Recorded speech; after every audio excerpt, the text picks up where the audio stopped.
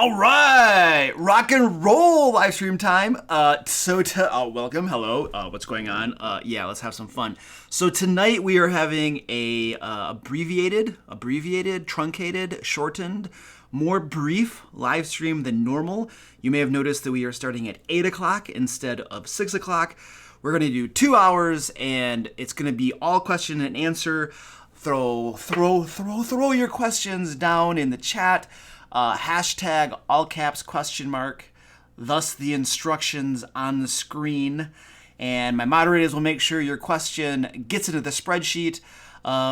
Please make sure you include essential information in your question.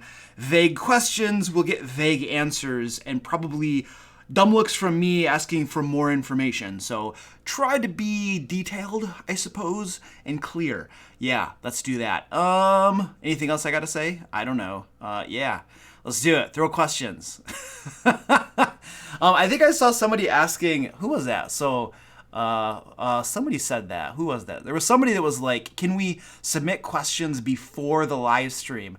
I would not recommend doing that. The best chance that you have of getting your question answered is to have your butt in your seat during the live stream and throwing stuff at my moderators and getting it in the spreadsheet. That is your best chance of getting your question answered. So I see some members trucking around the live stream here. Who we got going on? I saw some members. Who we got? It looked like Wayne Browser. Was Wayne here? Where is he? I swear I saw. I'm scrolling through the chat now. Wayne, what up, dude? Welcome to the stream, man. Good to see you. Rabbit. Yeah, that's awesome. Good to see you guys. Who else we got? Jay Huffman. How many people are on right now? We got almost 100 people, so I have to read 100 names. I don't think that's gonna happen. Jay Huffman. Huber. Hey, what's up, Huber? So, dude, Fred. I'm still working on your tokens. I have not forgotten about you, man. You'll get your tokens. Just really busy, so I gotta get those things shipped to you. But yeah. Oh, Fred. So Fred F. Huber is in the chat. He won our tactical tokens last week, and so I'm just letting him know that I have not forgotten about him. Noah Beach, Wiggles, Overclock 2020, Hamster Gaming, that guy, Alan. Lugal, hello. What's going on? Daniel. X is in the house. Thomas Eddie Martin, hey, what up? All right, reading off some names. I want to see, like, there's like some Fried Butter Boy. Are you in the house? Like, there's this dude that comes in. His name's Fried Butter Boy. It's awesome. Sir Vic, hello. Gage. Cristiano Gris, what up, dude? Clapper Productions. Oh, that sounds interesting. All right, how about we do some questions then? Jessica Clemens, hello. Marco Antonino. Tristan Brewer. Yeah, I'm just reading the names off. Yeah. What is that? Panda Pajama. That's awesome. Rick Cooper, third stream in a row. What up, dude? Hey, Nate. Glad you liked the videos, man. Appreciate it. Nate Webster in the house. Say my name. Say it. Crisp Lemon. Welcome. Cthulhu's in the house. Finn's in the house. Philip Ketchup. What up, dude? Okay, so like I probably did not get everybody's name, and I apologize. That's probably far beyond what I'm capable of doing. But while I was saying people's names, people were throwing questions. So. X, yes, I noticed you. All right, cool. Let's do this. Let's look at some questions. I'm so hungry. How did I get hungry? I literally had something to eat before the live stream, and then I get hungry all of a sudden. So just to keep you guys all aware, nothing currently is on the cat cam. I have set the trap again. We're going to see if we can catch a cat tonight in the trap, that box right there. So just it's in the works. We're gonna see if we can get another cat, because the last live stream we caught a cat. It was beautiful. It was a beautiful moment. So we were all excited. I'm looking at the spreadsheet, and I don't see any questions getting thrown in there. So my moderator, hey Tashio, how's it going, man? I'm gonna cherry pick. I'm looking at the January 12th tab in the spreadsheet, and I don't see anything in there. Tashio, are you still around? Are you kicking? I'm gonna have to just take questions from the chat. This is gonna be a risky night, ladies and gentlemen. Things are gonna get crazy tonight. I'm just gonna be cruising through chat, taking questions. I should mention this. If I see you spamming your question, I will probably intentionally ignore you. Just want to mention that. All right. I don't know if I have anybody. I don't see any moderators in here, you guys. This is gonna be a crazy night. You're gonna keep me on my toes. All right, I'm gonna just scroll back a little bit. F. Hubbard has a question. He says, how to determine how much information to give on a successful history check? It's a gut check, dude. If they roll a 15, I'll give them a little bit of something. They roll a 20, I'll give them more. If they roll a 25, I'll give them a bunch more. If they get like a 30 or something, I have at times just pulled out a book. Like, let's pretend they're doing an arcana check or a nature check or something, or a history check on a monster. I have just pulled out the monster manual and then like browsed through and read snippets of it to them. If they rolled high enough, I'm like, okay, I'll tell you a bunch of stuff. The other thing that I sometimes do, dude, is if they roll like I don't know, let's say they roll a 25, I'll be like, okay, you know 3 pieces of information about this monster. What would you like to know? Armor class, hit points, special abilities, immunities, resistances, special attacks, intelligence. You tell me the 3 things that you would like to know, and they pick them. And then I'm like, okay, I'll tell you that information. And so sometimes I just put it in my players' hands for them to just tell me what they want to know. You know, I think they usually got to roll high enough for that, you know, because that could be powerful information. But I've done that before. I don't see any problem with that. Players probably like that. They probably like that a lot. What's it immune to? Is it vulnerable to anything? And how many hit points does it have? And I'll be like, how many hit points? Well, it depends on how many hit points I want to give it during the fight. All right, keep moving on. Yeah, I think I have 0 moderators here tonight. Wonderful. This is going to be fun. It's going to be a bloodbath. Hamster Gaming says, what's the best familiar you've seen? I don't know. A bat, a rat, a mouse. Something that when it dies, you can get it back really quick. Because familiars die like that. I mean, if you're the pact of the, not blade, not chain, is it chain? Pact of the Chain Warlock. They have access to like imps and I think fairy dragons or some stuff like that. And those are cool. So if you can get some of those are really nice. And you can go read that in the player handbook and it'll tell you. Wayne Browser Jr. is dropping the 50 already, man. What up, dude? Did he even have a question? Nope. He bought a sticker. Oh, what up, dude? Thanks, buddy. It's a hippopotamus. He's like punching and stuff. That's awesome, dude. He's just popping out of a treasure chest, punching. That's awesome. Thanks, buddy. Appreciate the support. Thank you for supporting the channel, sir. Oh, you know what I'm supposed to do? Yeah, I got to do this. This is like, so I want to shout out my wonderful patrons and members who help support the channel, do awesome things. I mean, obviously, Wayne is one of our members here, and he's also just throwing raw money, too. But I want to shout out all these folks who help support the channel, help support what we're doing around here. We got Beoban, Clammed Oyster, Silastea, I hope I'm pronouncing that right, Joe M., John E., Kurt Y., Mr. Lemon Pie, that's a good name, Mr. Pages, Patrick C., Son of a Sofa Man, I like that name too, and Theta Tag. Nice. So yeah, thanks folks. Oh, by the way, I still have, I have a giveaway going where you can play D&D with me, and it is open to all my patrons and members. So if any of you folks here are my patron member and you haven't gotten in on that, you should go get in on that. Because I have not drawn the winners yet. I draw them in you still have a couple weeks.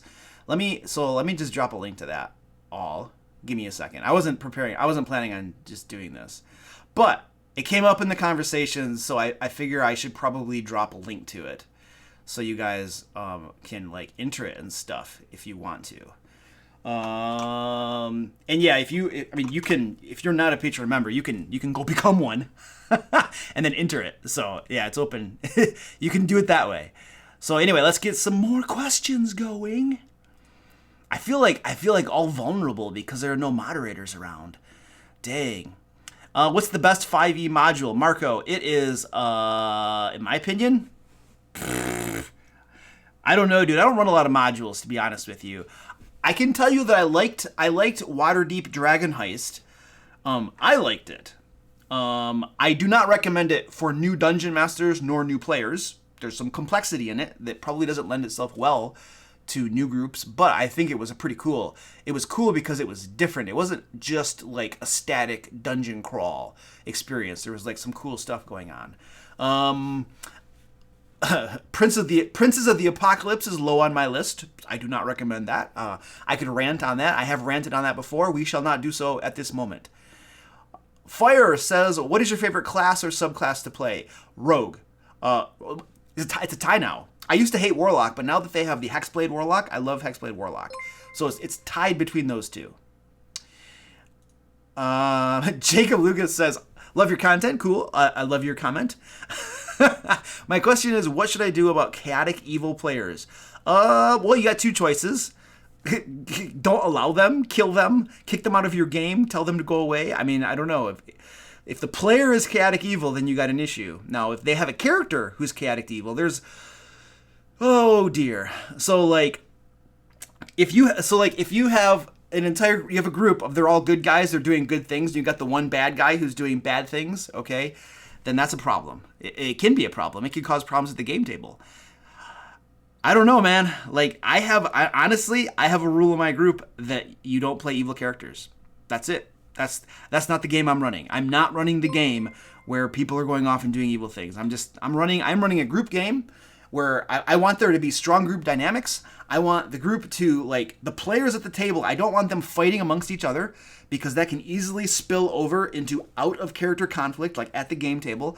And so I want them to all be working together. I want it to be a cooperative game, because that's one of the great things about Dungeons & Dragons. I think that's one of the reasons, among many, that people like Dungeons & Dragons, is that you come to Dungeons & Dragons and you're playing the game, and there's a spirit of cooperation around the table. Everybody is having fun together. They're helping each other. Nobody's really competing against each other. Nobody's trying to beat anybody else. Everybody is working together and having fun doing it. And when you have that one character who is the bad guy in the group somehow, and he's doing bad things against the group, like, that kind of ruins that spirit a lot. Now, there are groups that do it and can handle it and stuff, but I think that there's a risk, for that messing things up. And then you have the issue of, like, if you have a quest, that Dungeon Master makes to go, save a princess, let's say, and everybody in the group's like, oh, let's go do it. And you got the one guy who's like, nah, I'm not going to go do that. Saving a princess, I'm chaotic evil, I'm not going to do that. And so it messes with group dynamics a lot. And the other thing, too, is that, like, the four good players, are they really going to go adventuring with an evil person? I don't know. Now, all of that said, I did have one player once play a lawful evil character, and he executed it so beautifully. He worked with the group. He had harmony with the group and everything. He had evil goals in mind, but he was working within the framework of the law and within the framework of helping the group to do that. And he did it wonderfully well. I've seen one person do it well, and I've heard lots of stories about people doing it pretty poorly. So if you want to play it safe, you just veer around that problem, in my opinion. Yeah, that's my take on it. Okay, let's do Pat Compton. What up? $4. Thank you, sir. Appreciate that. Oh, he bought a sticker too. Oh, he's got what is it? He got coffee coming out of. Oh, coffee. All right, I'll drink some coffee. Pat is paying me $4 to drink coffee. I suppose I have to obey him. It's like my job. Oh, hey, look at that! I can see stuff now. So somebody's in the house. Somebody is in the house throwing questions into the spreadsheet. That's awesome. Good to see that. Moderator, can you drop your name right quick into the chat so I know who's here? I thought I was all by myself for a while. I was starting to sweat. It was crazy. I know I have at least one moderator here throwing questions in here. I just want to know who you are, man. I want to know who saved me. Who saved me? Crazy Monkey. You got to follow the rules, dude. It says #? All of the monsters are beautiful, Crazy Monkey. I would use them all at the same time. Yeah, let your players figure that out. What's the best tame you've ever seen? I don't know what a tame is, Lounge Gaming. Otherwise, I'd help you out. How can I reintroduce my girlfriend to D&D? Dude, that's your date night. It's like, you know what, dude? We are not going to movies anymore. We're not doing all that junk. That is lame. We're playing D&D. If you want to hang out and you want to have a date night, you're playing D&D with me. That's how it works. Dude, you just invite her to it, man. Like, I don't know how you're going to reintroduce it to her. You invite her to the game, and you're just... Reintroduce implies that she had played it before and then stopped for some reason. So, Eric Shields in the house. Yo, Eric, what up? Thank you, dude. You saved us. Eric comes in for the win. Man, like, I think I had like about three moderators who were like, I'll be there. Ugh. And I think I don't know who showed up. I was all on my own, man. Not that I can't handle it. It's not a big deal. It just felt like all loosey-goosey for a second. I don't know how to reintroduce your girlfriend, dude. It's like you just gotta invite her to a game and figure it out, man. That's like a whole, like, interpersonal dynamic thing there going on. I'd have to know lots more details about everything to possibly strategize with you to how to get her hooked on D&D again. Advice for getting friends into D&D. You invite them to D&D, dude. You run a game for them, man. You got to run an awesome game for them. Don't run a crappy game. If you invite a bunch of people to D&D and your game sucks, guess what's going to happen? Goodbye. So, like, you got to be running a good game. Blow their socks off. Do the best you can, man. And I don't think, like, if they've never played before, I think the barrier of entry is not maybe as high as you think it is. Most people are not looking for you to be this wonderful storyteller that's going to give these wonderful narrative descriptions and stuff. In fact, DMs who do that usually bore their players because they talk too much, and the players are like, Dungeon Master, will you shut up? You've been talking for 2 minutes, and I've forgotten most of what you said. In fact, I'm zoning off now. I'm thinking about my character. I'm thinking about the feat that I'm going to take at level 4. So, like, big, long, dramatic monologues and crap, dude, yeah, that's not what I'm talking about by running an awesome game. You know what I mean? That's like a show. That's like, that's not a game. So, I don't know. There you go. That's something. That's something that came out of my mouth.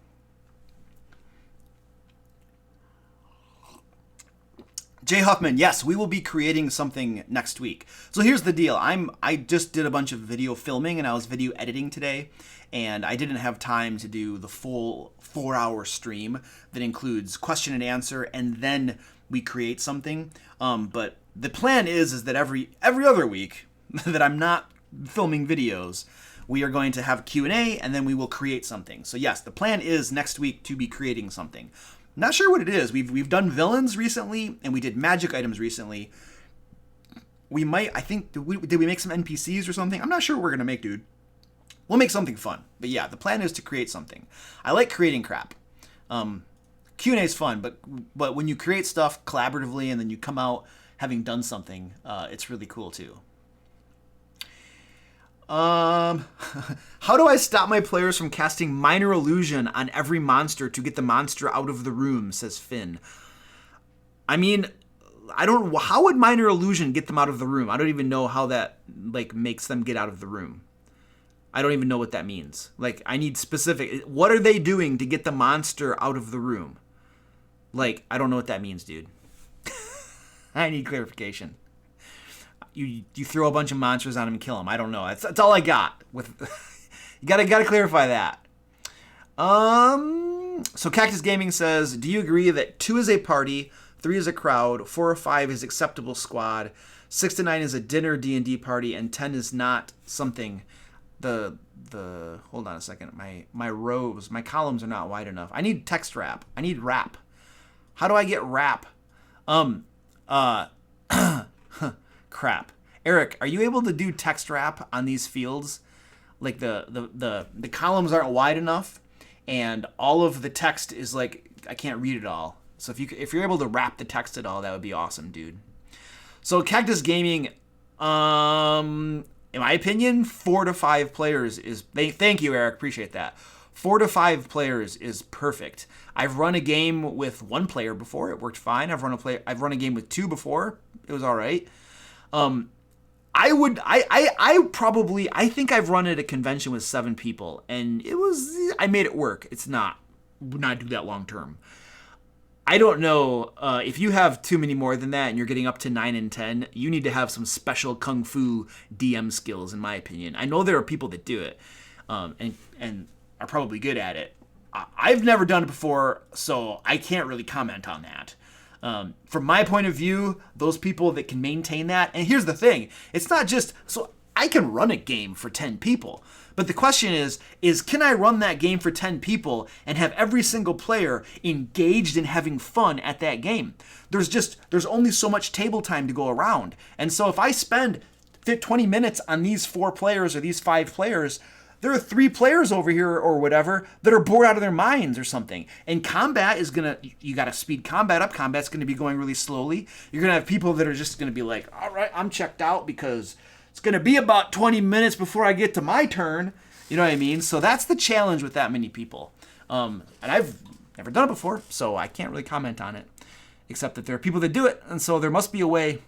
Or they're just content to have slow games. I don't know. I'm not sure. I've never seen that stuff before. So kick them out. Who are we kicking out? Cristiano says kick them out. I don't know who we're kicking out, man. Oh, a question from Red says, what do I do with disruptive players? Talk to them.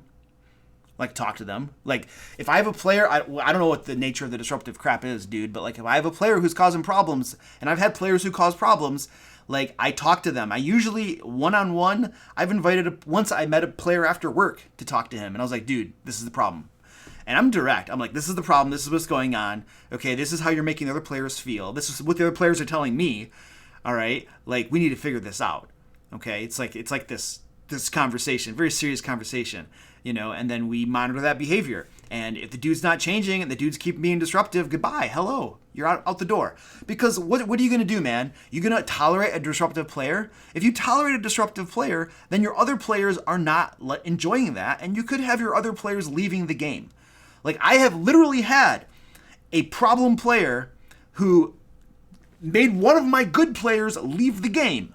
And then I had to kick that dude out quickly before more people left. And then I had to go to the good player, and I was like, hey, dude. It was Nigel, the guy who plays Nigel. I'm like, hey, dude, like, you're an awesome player. Would you come back? Because I just kicked the other guy out. So, like, you got to deal with that stuff. You can't let that stuff coast.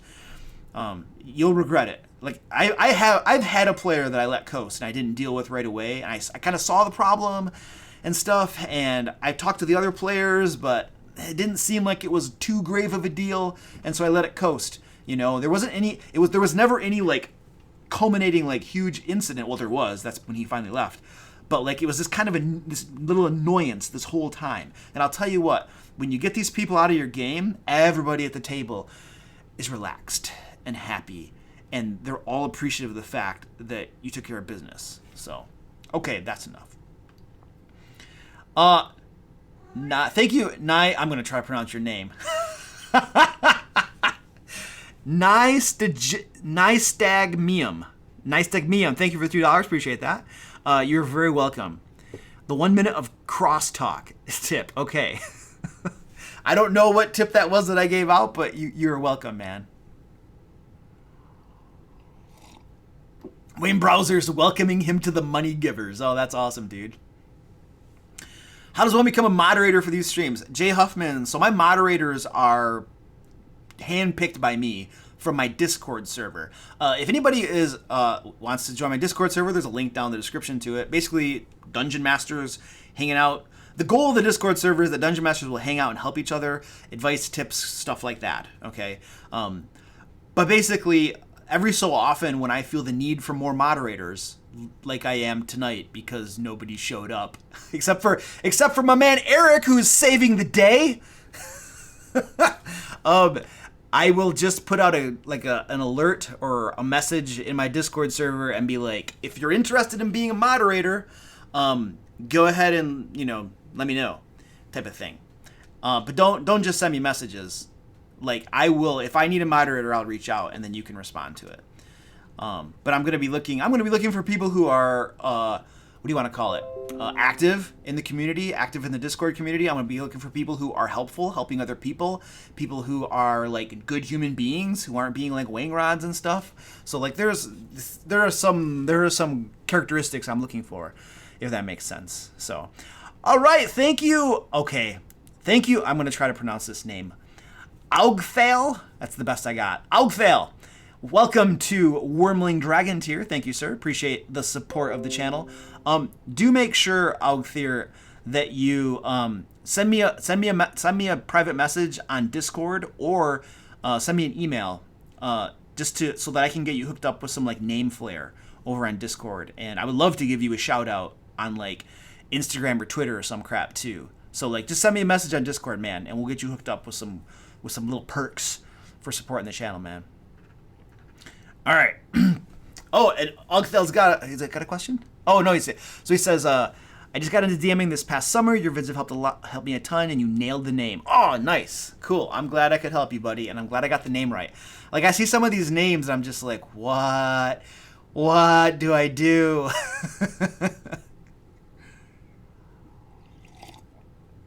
All right. Let's keep rocking here. Let's get some more questions.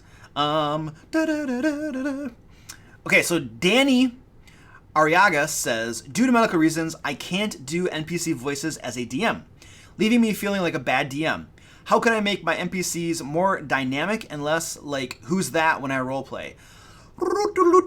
Okay, dude, so check it out. First of all, there are lots of dungeon masters who don't do voices. They don't change their voices at all, and they're legitimate 100% dungeon masters.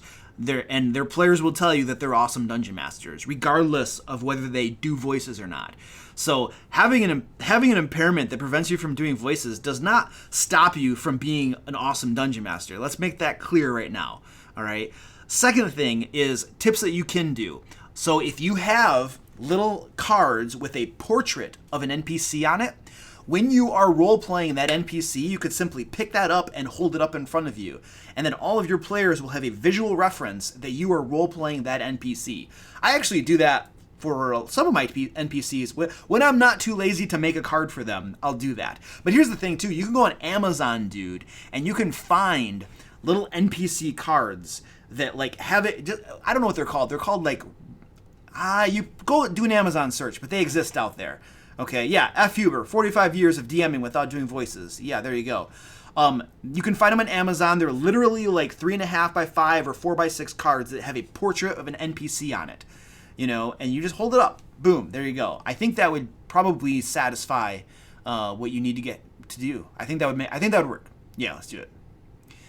Philip Ketchup, no, this is not the usual streaming time. We're starting late and we are ending at 10.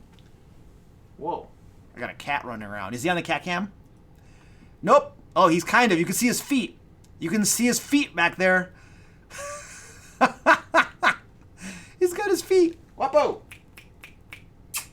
Vamos, Guapo. Guapo. Here he comes. Guapo. Yeah, this is Guapo. He's Guapo. Oh, now he goes off camera. He's camera shy. He's gonna roll around off camera. Yeah, he's adorable. I'm trying to catch a cat in this box over here. Yes, Joey, we're trying to catch a cat. We're gonna see if we can catch a cat over here. And Guapo's sauntering away. Let's see. Answered. Looking for more questions. How do you get someone who has a bad experience, who had a bad experience with D&D to give it a second chance? Rick Cooper, I don't know, dude. Like, it depends on what his experience was.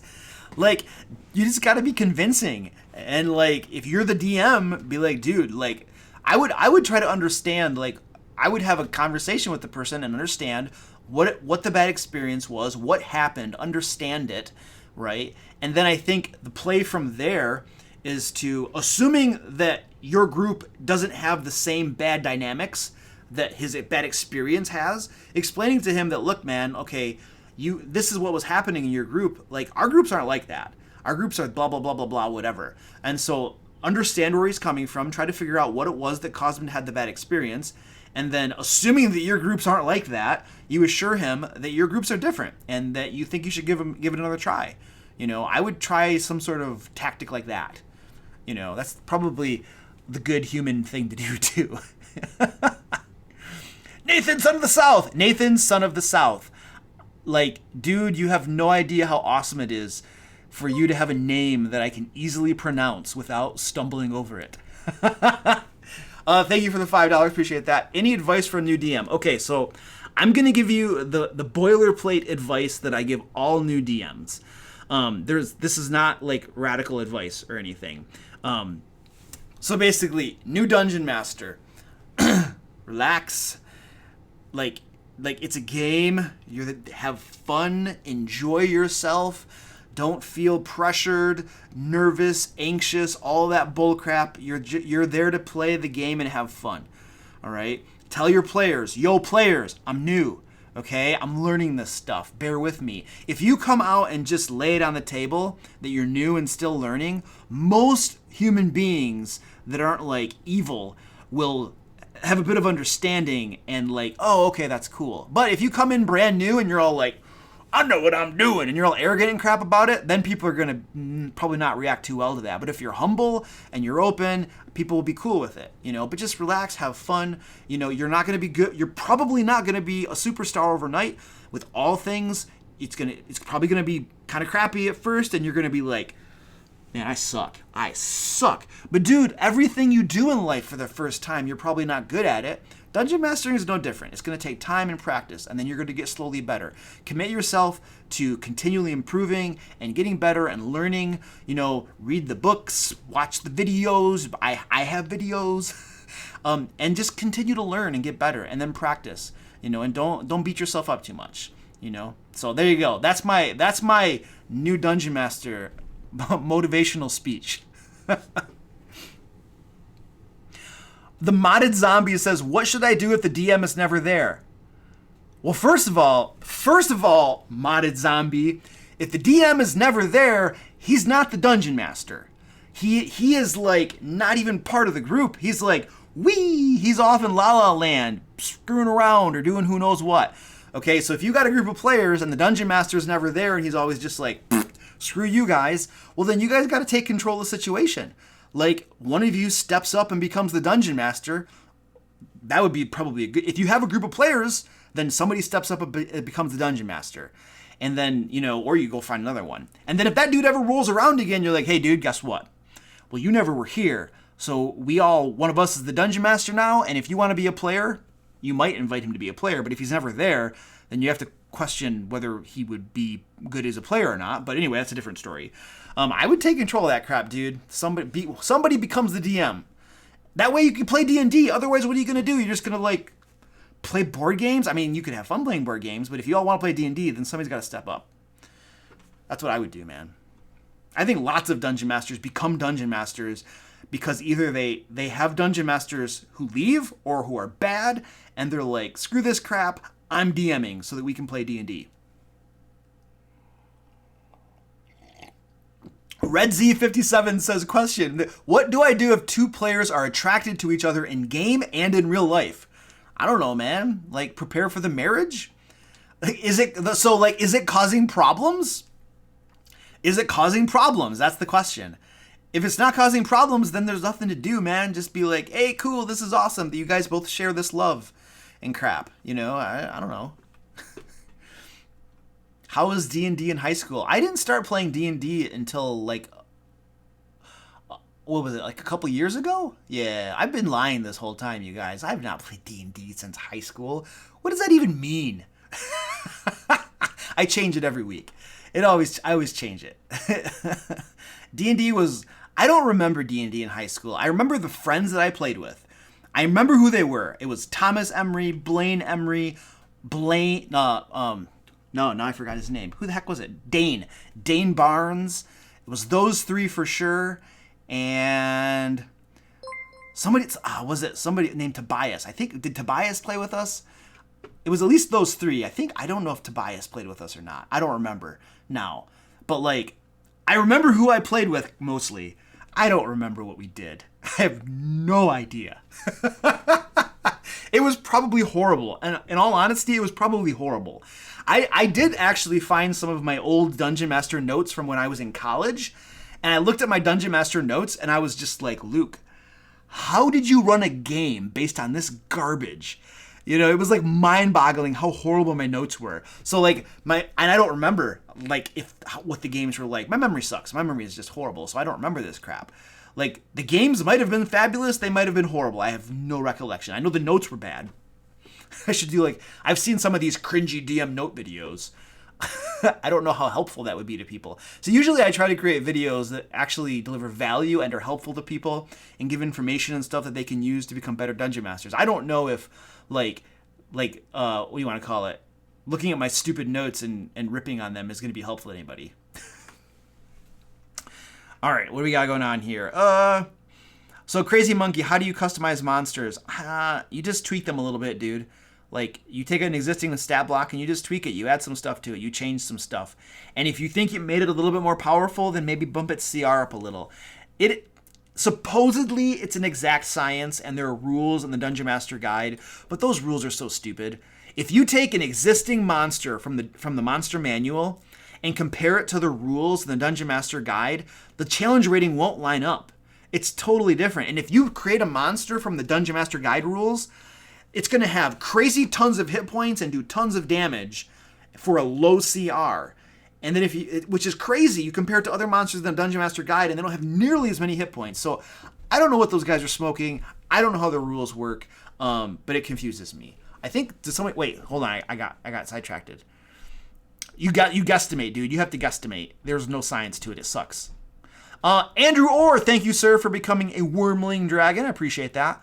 Remember, guys, a couple of you just became Wormling Dragons. Shoot me a message on Discord or an email. And remember, too, for both of you who just became members, sign up for the giveaway at that link I just dropped in there. You can play D&D with me. Oh, you guys want to play D&D, right? Like, put your money where your mouth is. Everybody comes back from their D&D and they're like, yeah, Luke really sucks as a Dungeon Master, guys. He makes good videos and stuff, but he really sucks. Kelp1, thank you for super chat, sir. Appreciate that. Says, I appreciate the name that I can pronounce easily, too. No cat yet. I'm running a campaign where my players are playing themselves, if pulled into a fantasy world. I named an NPC bard after you. Thanks for everything. Hey, cool. That's awesome, dude. Oh, what's the bard's name, man? Is he just named Luke? Luke the Bard? Oh, that's funny, man. Oh, Eric, if you can remember, sir, if you can remember, hold on a second. Yes, Joe M, thank you. I'm awesome. Joe says I'm awesome. And Joe, you also got your message deleted because you used a bad word in it. I'm just letting you know. I didn't do it. My moderator did it. But yeah.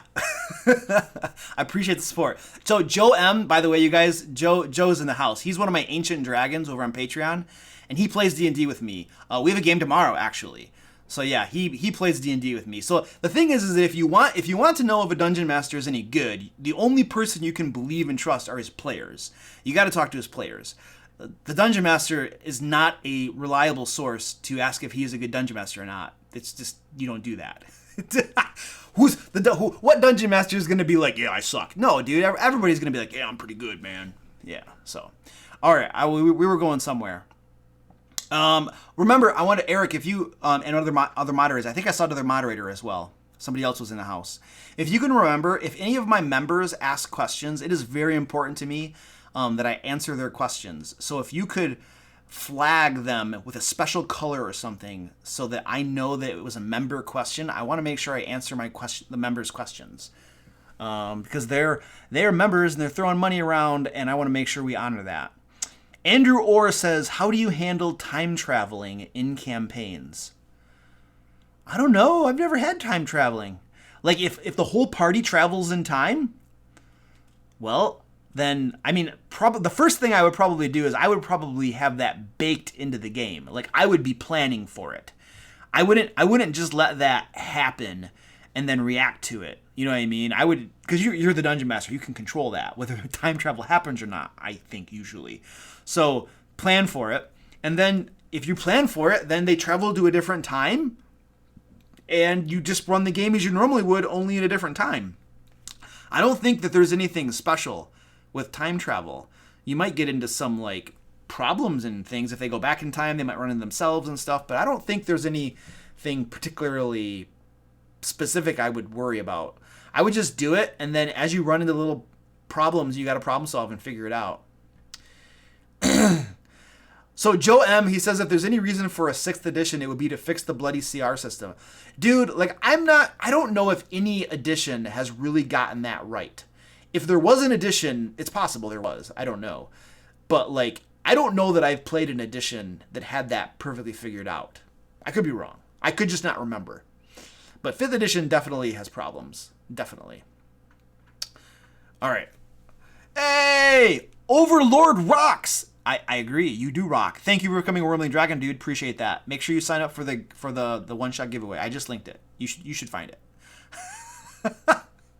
Appreciate the support, dude. Oh, and then he comes in with the question. He's like, oh, the membership, and then the question. It's like a double stab. He says, in one of my campaigns I'm running, I gave out too many magic items. How can I rebalance the campaign? You know, Overlords, I actually just got done today editing a video about that topic. It is releasing on February 14th, I believe. Which one is it? I'll answer your question, but I'm just telling you that there is a video coming out. February 11th. February 11th is coming out. And so you basically you have two things you can do, man. If you're doing a homebrew campaign, then you basically just have to ratchet up the challenges of all your encounters throughout the rest of your game, which if you're doing a homebrew, it's not that big of a deal. You eyeball it. If you gave out way too many, then if they're level 5s, you just pretend they're level 6s or maybe level 7s, depending on how much magic item power they have. And then everything's a little bit tougher, and you just, redo your encounters. If you're running a module, then you just screwed yourself over. Because you're going to have to pretty much adjust every single encounter in that entire module. However, I will say that once you get into level like 10, 12, 15, somewhere around there, attunement becomes an issue because they can only attune to 3 items. And once they can only attune to 3 items, then having too many magic items is less of a problem because they can't use them all. There is only so many they can attune to. Now, you're going to have to rebalance the encounters throughout the entire module if you're running a module.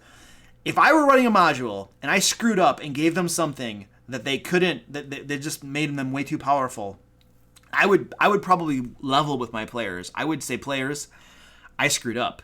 I gave you guys all of this stuff, and now what's happening? You guys are really powerful, and you're blowing through all of these encounters, and I'm going to have to go through this entire module and adjust every single encounter. And that's a lot of work for me. Is there any possibility that we can talk about your magic items and see if you're willing to like give some of those up or something? Because this is my mistake. I screwed up, but I'm asking you guys if there's a way we can figure this out.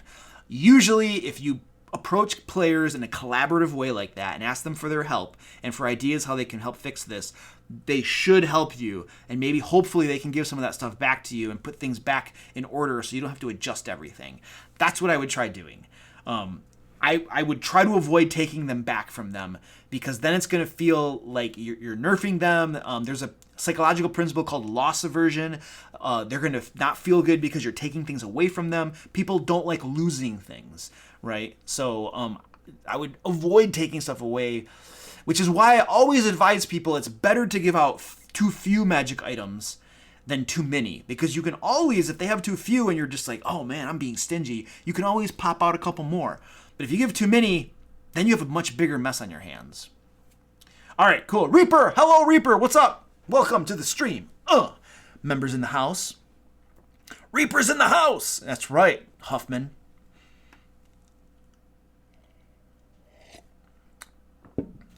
All right. Somebody's getting timed out.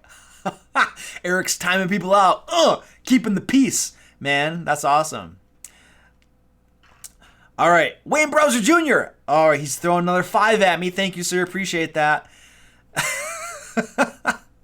Hey, Nathan, son of the South. Thanks, buddy, for becoming a Wormling Dragon member. Appreciate that, man. Make sure you sign up for the giveaway, dude. Get down in that action. All right. Let's kick some questions around. Whee! I'm just pounding this coffee tonight, man.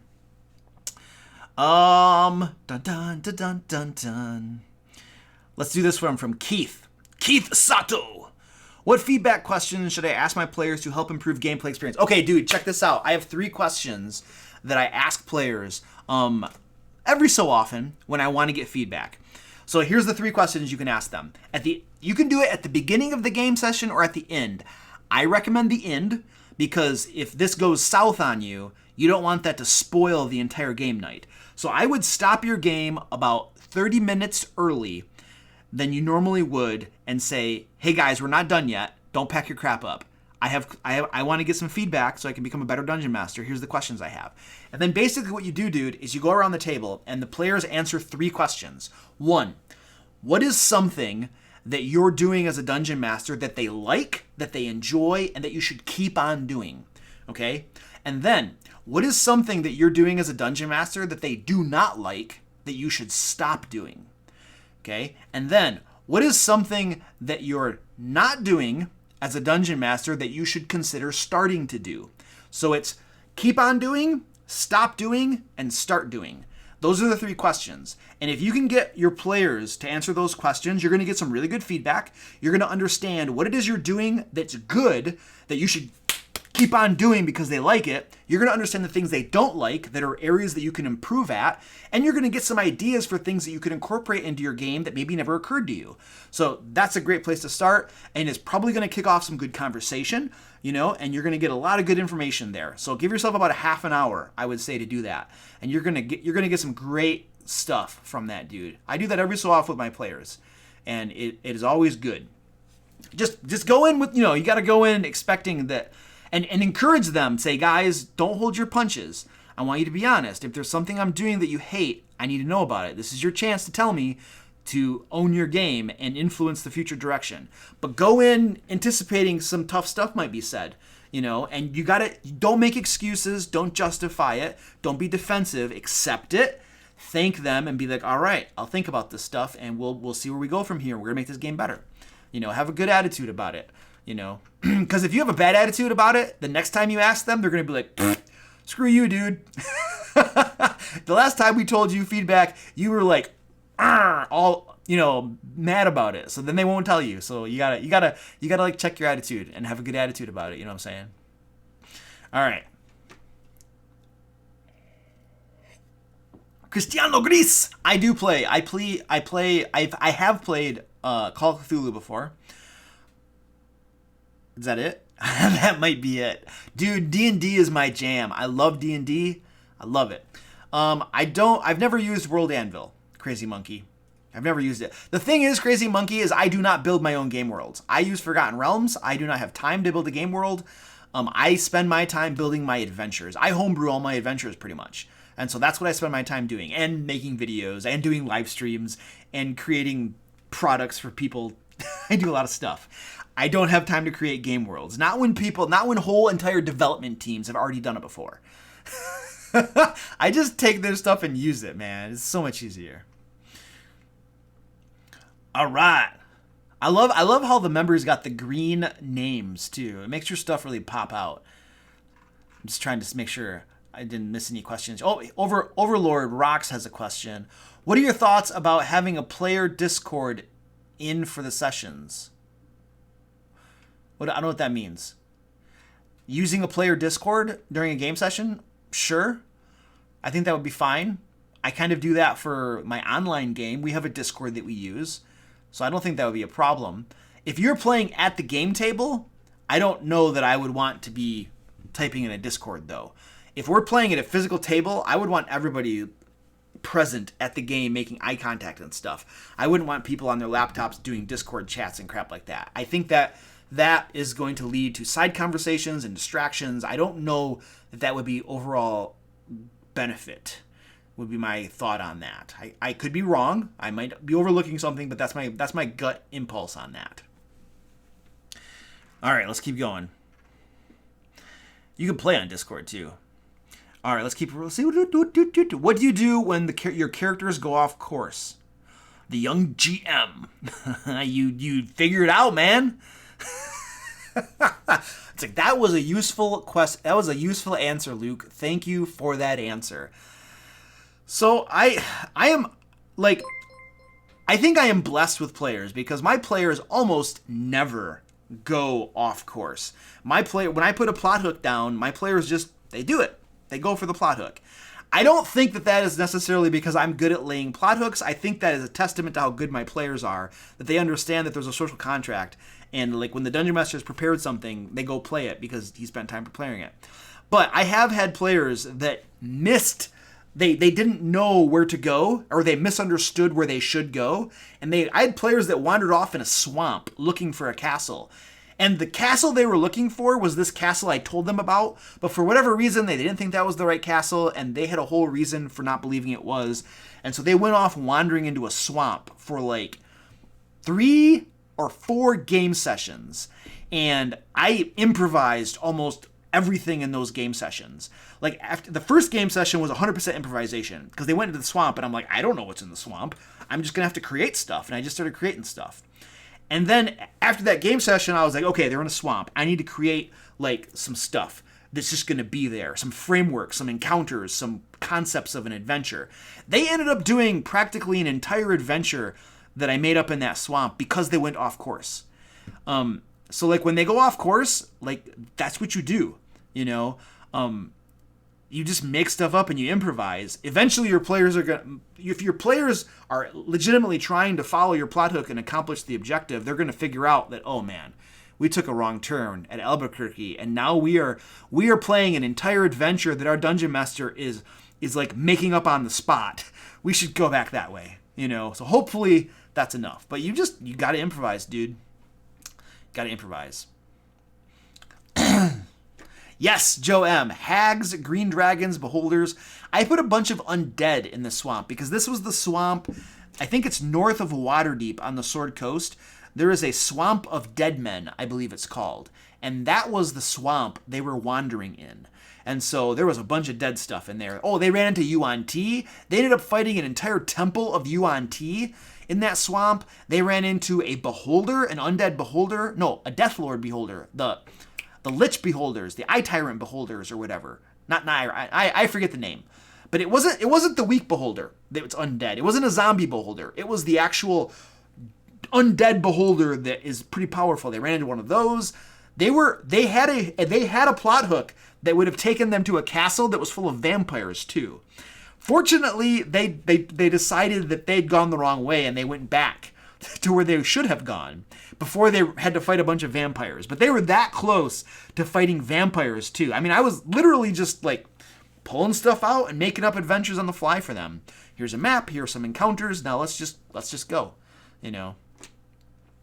Yeah, the Mirror of Dead Men. Yeah, that's the one. I am hungry. I'm so hungry. I have no cats. There are no cats. Nobody. Oh, wait. Oh, it's walking away. Mommy. This is Mommy. That's her name. Mommy. She's adorable. Look at her. This is the mother of all the cats that live in my basement. Yeah. She loves attention. She's adorable. We found her. She was a stray. We found her outside with a litter of kittens. And we were like, oh my gosh, we have to take them in and save them from like a life of hunger and probably death. Because I live where it gets cold in the winter. Yeah, she's adorable. She needs to go in that box. Go in the box, Mommy. Go in the box. Now she's going to rub against my legs. So I work in my basement. I always have cats rubbing against my legs. Always. Almost always I got a cat rubbing against my leg. Bubble Snaps, thank you for becoming a Wormling Dragon. Appreciate that. Your name sounds very familiar, Bubble Snaps. Like I know you from somewhere. On Discord or somewhere, man. I swear, I know you from somewhere. Like, and I should probably know. And you're going to tell me, and I'm going to be like, oh, that's right.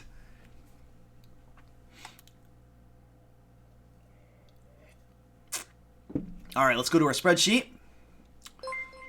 See what we got going on here. Thank you for subscribing. Erwin Sias Martinez Rodriguez. Appreciate that, buddy.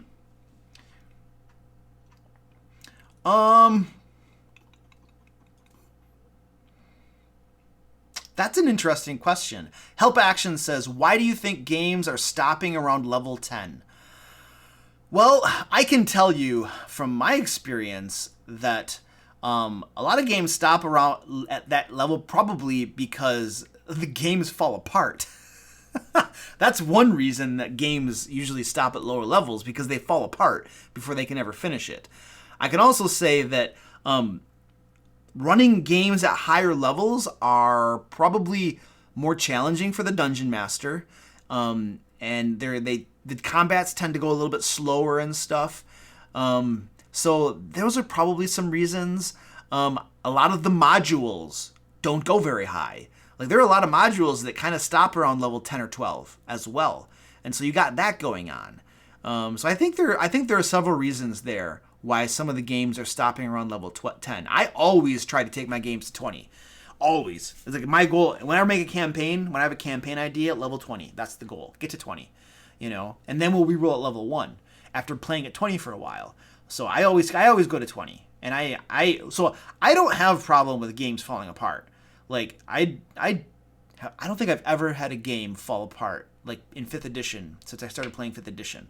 Because when I lose a player, I go out and find another one. I go to game shops and put flyers up and advertise for players, and then people email me, and then we give them a trial run. And if they're not a bad person, then they become part of our group.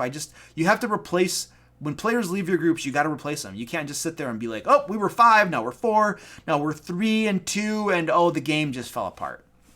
And you can't let scheduling conflicts get in the way. If somebody can't make a game session, you got to keep playing. You can't reschedule. That's the spiral of death. When you keep rescheduling because everybody can't make it, you end up never playing, and then you never play. Oh, Bubble Snaps Patreon. Okay, cool. Thank you. Oh, so he's Bubble Snaps is like he's one of my patrons and also a member. Thank you. I appreciate that. Danny, thank you for becoming a Wormling Dragon. I appreciate that. Much appreciated. Remember, Wormling Dragons, everybody who just signed up for membership, make sure you send me a direct message on Discord so I can hook you up with your flair and other benefits that you have. All right. Gosh, I'm really hungry. I have never had a strange product request from a customer. I'll tell you what, though, if the day that I start getting weird, crazy requests, I am the type of personality that will totally share it on the stream. I'll be like, okay, check this out. I got this one person because that's funny to me. James Parks, thank you. Appreciate the membership. Kicking some butt, man. People, and like, you guys, so when you become a member, you get these little dragons in eggs, and the longer you're a member, they begin to hatch. And eventually you become like a full-grown dragon that breathes flame and stuff. It's pretty cool. I had an artist. I met an artist at Grand Con this last year who made these for me. And she is really good work. Really good work. Joe M. I don't even know what flair I'm missing. Oh, Joe, you are hooked up with all the flair you can possibly get, man. Joe is he's an Ancient Dragon Patreon, and you're like an Ancient Dragon member too. Like you're at the top level, man. There is no way to possibly get any higher and get any more flair, man.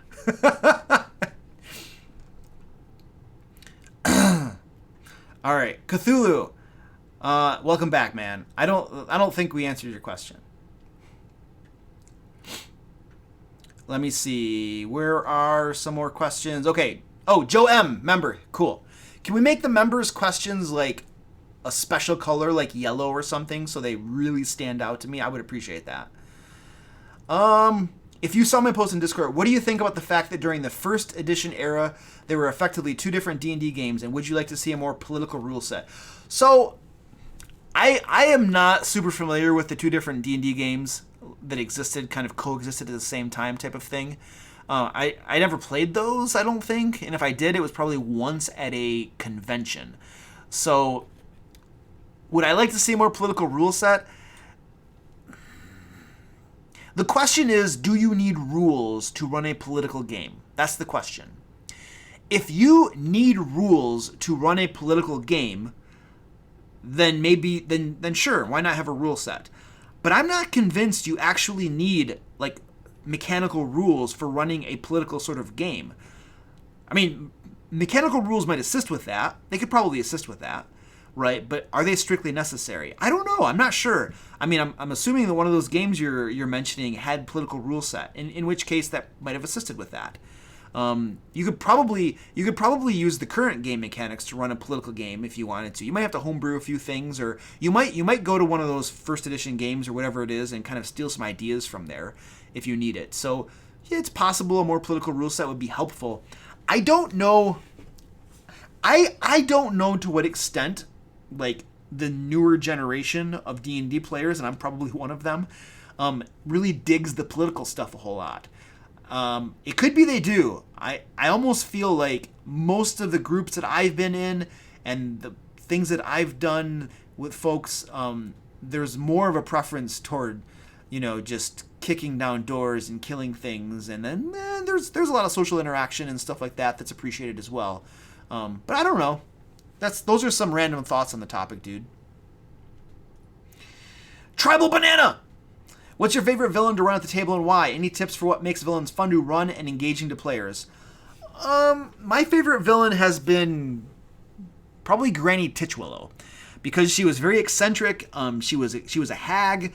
I gave her this weird voice that I liked doing, that the players probably thought was cool, and she was introduced to them not as evil, but as somebody who was asking for their help in return for a favor, and she got them to go do an evil quest for them. Basically, her sister, who was also a hag, was killed by a bunch of knights, good knights, and she got the players to go get her sister's body back from the knights, killing a bunch of the knights in the process, so that she could reincarnate or resurrect her sister, a hag, and get her back to life, in exchange for some information the players needed.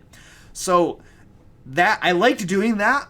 That was fun to me. Later on, the players found out that what these hags were doing, that they were bad news, and they had to go kill her and stuff. But I thought that was enjoyable.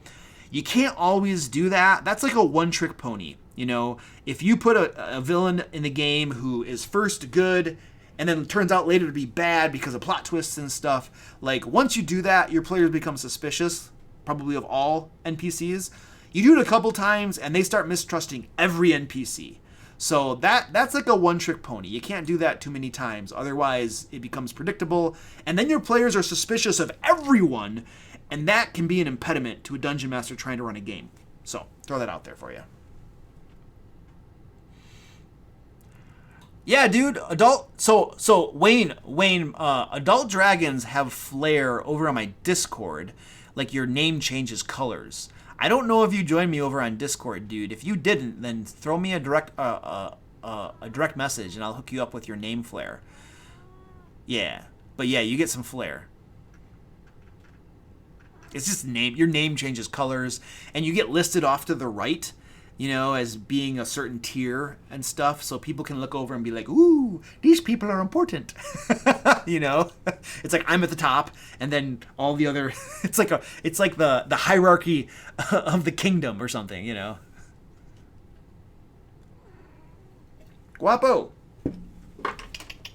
Guapo's complaining. Can you hear him complaining? Guapo. We're just gonna put him up here because he is over there complaining, and then he is gonna put his butt right up in the camera. That's great. That's my cheat to find out your Discord name. I mean, you know what, dude? That's it. All right, let's get some more questions going on. True Mate, hello. What's going on, dude? Yeah, Red Arcs, extreme cat cam, totally. Cat's life. He when you pet a cat, they put their butt right up in the air. They're like, woo, look at this. Red Arcs says, what's the largest amount of coffee you have drunk in one setting? So check this out, dude. I used to be a teacher. I used to be a English teacher, a grammar English teacher. And there was this one night that I had a crap ton of papers to grade, like written essays, like a couple pages each for like 30 plus students, and I had to grade all of these in one night. And so I was like, all right, let's do this. I made an entire pot of coffee, and I'm like, I'm just gonna drink coffee and we're gonna crank these things out and it's gonna get done. And what happened after I drank an entire pot of coffee is a very unenjoyable night. It wasn't one of the worst experiences of my life, but it was very unpleasant. It involved the bathroom. It involved me on the floor in pain. It involved some stuff that I probably can't mention. It was not fun. That's way too much coffee. Never drink a pot of coffee. Just don't do it. Your body was not made to process that much coffee, and bad things happen.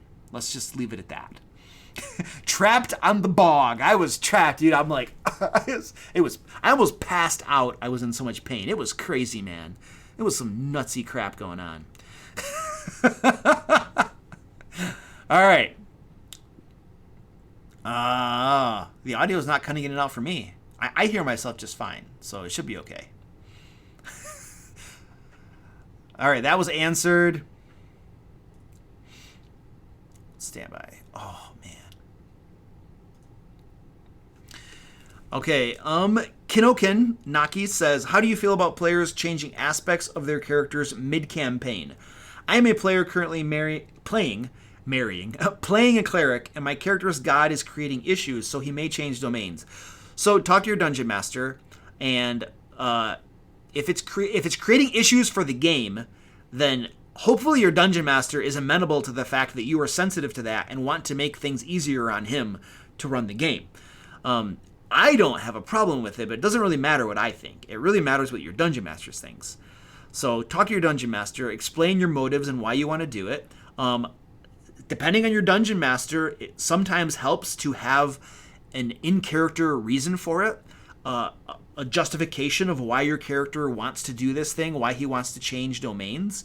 If you can justify it like that, that earns points for a lot of dungeon masters and probably will help make that happen for you. So those are suggestions. So those are some suggestions for you. I have no problem with my players changing things like that. I want my players to have fun, and changing things about their characters is usually fine, depending on what it is. And creating new characters is usually fine, unless you have one player who wants to create a new character every game session. Then that's not cool. And I've had a player like that, and I was like, no, you are not creating a new character every game session, dude.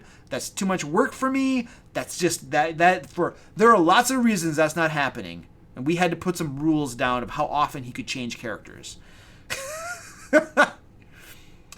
What was your most memorable player death? So I had a player once, Rick, who was, the players, do I have a video on this? I don't know if I made it. I think I made a video on this. Yeah, if you look up on my channel, my first TPK, I think that's the name of the video. It's one of my story videos. It tells the story of this TPK. But basically what happened, dude, is the players bypassed an encounter, okay, and this encounter was following them. They ignored it. They knew that it was back there. They knew that it was following them, and they just kept on going. And then they ran into another encounter. They got sandwiched between two encounters. One encounter was not that big of a deal. The other encounter was a beefy encounter with a fallen angel, crazy stuff. And they got sandwiched, and it went bad very fast. Players started dropping like crazy. Ended up with one player left. All the other players dead. One player is left. And there were these like, it was kind of like a catacomb area. And there were like funeral recesses where you would like put bodies and stuff. And there were lots of them stacked up all the way to the ceiling that was really high up above. And this player was a rogue. Matt is his name. One of my players, Matt. He had his rogue like climbing through these like recesses, hiding in them, trying to avoid the bad guys. He had his rogue going all over the place. He was doing a pretty good job staying alive, trying to get away. There were too many bad guys, and they just were closing in, and they were dealing damage, and he ended up going down and dying. But he was very, very close, and that was super memorable because like all of the other players are dead, and they're watching him, and they know they probably saw the look in my eye, and they were like, Luke is going for the kill. He is not going to have any mercy. And so the player's like fighting for his life, trying to get away. My bad guys are closing in, and he did not make it. But man, that was a memorable death. and afterwards everybody was kind of like, oh man, that sucked, But then the next game session, everybody was like, yeah, we're making new characters, we're excited, we're gonna play some new characters and stuff, So it was fun. It was really memorable. There you go. That's the story, man. I need more coffee. Give me 1 second. I'm gonna get some more coffee. It's right over here. There's one cat. I don't know if you can see the cat. I usually like to. He's like way back here. You can't see him. Sorry. I wanted to put some entertainment on there.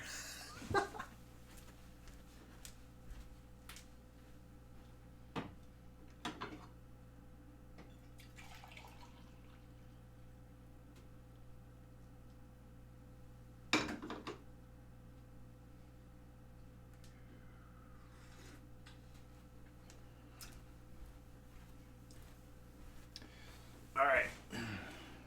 There we go.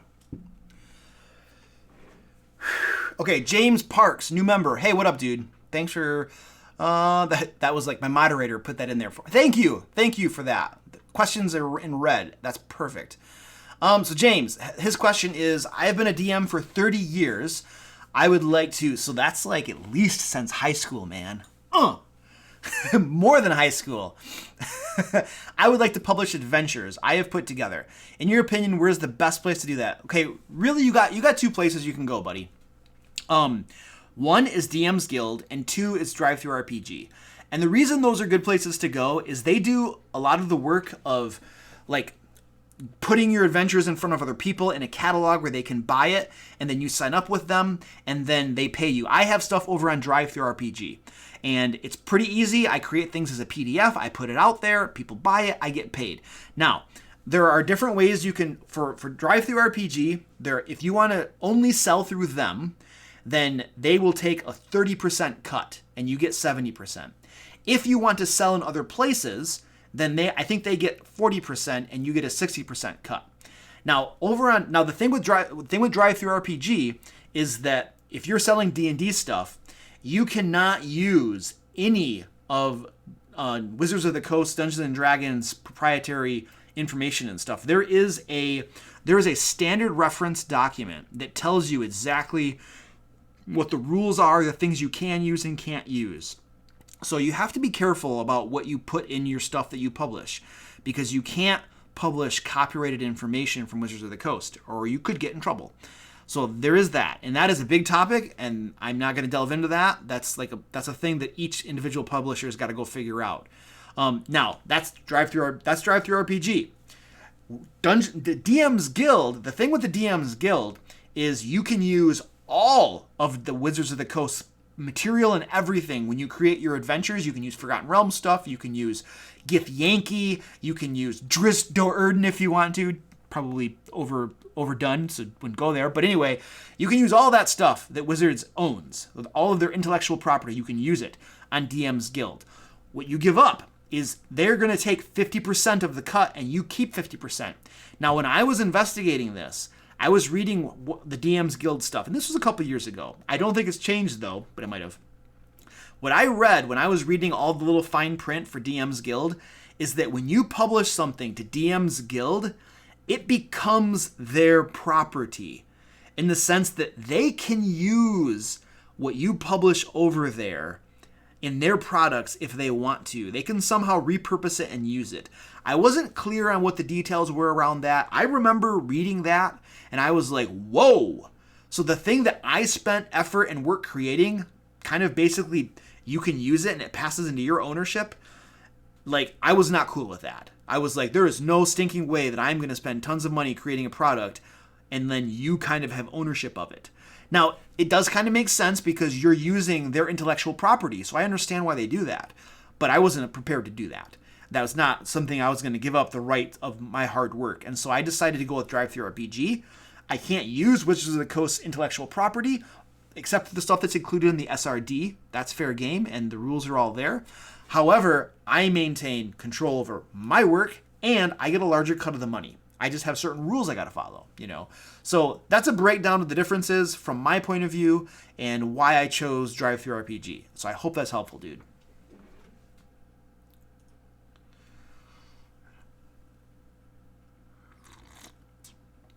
That's capitalism. Dude, capitalism's the best system we got, man. Look at the world around us. It's not the Middle Ages anymore. All right. Rocking and rolling. Yeah, no problem, James. I'm glad I could help. Don't know how to pronounce... Wait. Oh, I have other member questions. Okay, Danny Ariaga says, as a dungeon master, one of my 4 players always insists on wandering off alone during our 2-hour sessions. That's what happens. I'll get to that in a second. Any tips on time or turn management? Other players hate it, but she refuses to stop. Yes. Okay, so here's the thing, dude. You can't let her keep doing that crap. You can't. Okay? You just laid out why. Other players hate it. You are basically, she is causing a problem. She is causing a group dynamics problem in your game. Other players don't like it. Why don't they like it? Well, I can imagine why, right? So like when she goes off and does her thing, you're like running the game for her. And then at some point you're going to come back and run it for the other players. You're going to run it for them a little bit. And then you got to swap back over here and run the game for her. And then you got to swap back over here and run the game for them. And then you got to swap back over here. So like you're constantly flopping back and forth. So there's a lot of things going on when you're flopping back and forth all the time. Now, I'm not talking about a one-off occurrence. I'm talking about a reoccurring thing that's constantly happening and is causing a problem at the game table. Because as a dungeon master, you have to run 2 games simultaneously. Hello, that's not easy. Okay, so that's a burden on you. Second thing is, while she's off playing and having fun, all the other players are bored out of their minds and want to play the game too, but they can't because Mrs. Killjoy went off and ran off on her own and is screwing off and refuses to be a part of the group. Okay? And so that's a problem, and that's why the other players probably don't like it. Okay? And who knows why she's doing it. I'm not even going to get into her intentions and motives, but she's creating a group dynamics problem by wandering off on her own. There are 2 things I tell all of my players when they join my group. When they're going to play with me, there are 2 rules I give them. First of all, you need to create a character who wants to play D&D. Do not roll into the game session with a barbarian who wants to be a blacksmith. And that's what he wants to do. He wants to run a blacksmith. Bring an adventurer to the game table. Bring somebody who actually wants to go on adventures and play D&D. That's the first rule. Second thing, I play group games. Group games where I create an adventure that the entire group is going to go on and do together. I'm not going to run 2 games simultaneously because a couple people or one person wants to go wander off and do their own thing. That's not the game I run. So bring a character to the table who will be part of the group and run as a group. Those are my requirements. Now, you don't have to do that. Nobody has to do that. This is my own personal thing. But it prevents a lot of these problems at the game, such as the character who doesn't want to adventure and who wants to be a blacksmith. Why did you make that character? We're not even, what? And then the character who wants to run off and do their own thing, like you're saying, and creates group dynamic problems. So I have those 2 rules. It avoids lots of problems at the game table. Okay? So her right now, I would basically have to sit down with her and I would be like, listen, this is a problem. And I would explain the reasons it's a problem. It needs to stop. You need to stay with the other characters. Like, I run a group game, you need to stay with them. And if she comes to you with this horse crap reason of, that's what my character would do. Okay, that's what my character would do is the wang rod excuse. The Matt Colville did a video on it. Yeah, I think it might have been called the wang rod excuse or something. Anyway, I agree with him. That is the wang rod. That is what the jerk says. That is what the bad player says. That is what my character would do. That is a horse crap reason. When your character is doing something that is causing conflicts at the game table, that is causing problems, it's not what your character would do. Who created your character? You created your character. You're the one that created a character who is now causing problems at the game table. Don't blame it on your character. You're the one doing it, okay? So don't accept that that's what my character would do. If I have a player that gives me that's what my character would do as an excuse, I would immediately reply with, okay, go create a new character who wouldn't do that. And I'm dead serious. Like, go create a new character because this is a problem. So talk to her, explain to her why it's a problem, ask her to stay with the group, and then if she needs to create a new character, create a new character. The other thing that I do is, and my players know this, I create adventures that I'm kind of on a rant here. I realize this. But this is a problem, right? And I think a lot of dungeon masters suffer with this kind of bullcrap. Unless that's the game you're running. If you're running that game and that's cool in your game, okay, that's fine. But this dude clearly doesn't want to run that game, and his players don't want it either. So, I lost my train of thought now. If you're running a game, player, game, wandering off, I totally lost my train of thought now. It's gone. The rant just ended because I forgot what I was going to say.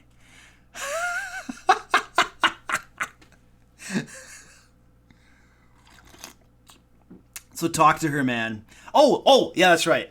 So I create a game. I create adventures that are designed for the entire group. So if you wander off by yourself, the encounters that you run into, they were designed for the entire group. So there is a high probability that that's going to kill you. Like it's a group game. Encounter is designed for groups. And if she wanders off, she's going to run into a big encounter that's probably going to kill her. That's why at the very beginning when I was reading your question, I was like, because in my games, if somebody wanders off on their own into an encounter, they're probably going to die because that encounter was designed for the entire group. Okay, so that is a way to solve that problem, but that's like very aggressive. And I would only do that if I'd already prefaced and my players knew how I ran my games. I'm not advising that you intentionally kill her character. That's not cool. Talk to her, explain what's up, and try to get her to change. That's all you can do, man. And honestly, I'm going to be straight up with you, dude. If I had a player who was causing problems in the game and other players didn't like it, and I talked with her and she refused to change, then she's probably out of the game. I mean, what are you going to do? You just going to tolerate a player who's, that refuses to change and is making other people not enjoy the game? No, man, that's not cool. That is not the type of player that I want in my games. I want a player who is willing to play with the group, who's willing to be a team player and stuff like that. And if that's not good and she needs to wander off, if that's the game that she wants to play, then she needs to find a dungeon master willing to run that game for her. And that might not be your group. So that's could suck, but that's my thoughts on that. Wait, what is this? Somebody said, hello, DM daughter? Hey, Elizabeth! Hello! Elizabeth is in my stream. So Elizabeth here, she just said, hi, Dad. That's my daughter. What up? How you doing? I actually just was like chiding her. Like before all of my streams, I go up to, I tell my wife that I'm going to be streaming. And my wife is like, okay, I'll watch your stream. And when my wife watches my stream, I know exactly what that means. Like she's probably turns the stream on and then she's like watching TV or something. But I asked Elizabeth if she was going to watch my stream tonight. And she's now in here. So yeah, cool. You guys all just hear that? That was a cat puking. That's my life. That's my life. Cleaning up cat vomit. Did I get wait, hold on a second. Did I miss a super chat? Oh, I missed it. Overlord Rocks. I'm sorry, buddy. I think I was in the middle of my rant when you super chatted, and so I missed that. Thank you, moderator, for putting that in yellow. I appreciate that. I will now answer your question. Overlord Rocks says, I'm running the Storm King's Thunder module. Okay, so I've never run that before. Let me preface everything with I've never run that before. But I can't figure out how to give my PCs story hooks for 2 of the 3 towns featured. Any suggestions? No. I've never run that module, dude. I've never run that module. If you're in the part of the module where it's like an open game world and there are a bunch of places they can go and do different things, I've heard that part of the module can just drag on forever and you never get anywhere from there. So don't feel like you have to have them go to every little part in that open area of the module. And I'm being super vague because I don't really know it. I've just heard of it. So, but the other, if you do want to do a specific plot hook for a town, this is what you need to do. You need to find something that's happening in the town that is creating a conflict that needs to be resolved. a way that the adventurers can be a part of helping to resolve that. So there needs to be some sort of conflict. Find what that is. And then there needs to be a way that the players are going to hear about that conflict. They need to hear about it. So somehow it's introduced to them. An NPC, they read about it in the newspaper, they can hear about it in a tavern. A messenger can come up to them from the mayor saying, hey, we need your help doing something. There are lots of different ways. So there needs to be a conflict that needs to be resolved. They need to hear about it. And then there needs to be some sort of motivating factor. You need to motivate your players. You should know your players. Are they motivated by gold? Are they motivated by doing the right thing? Or something else?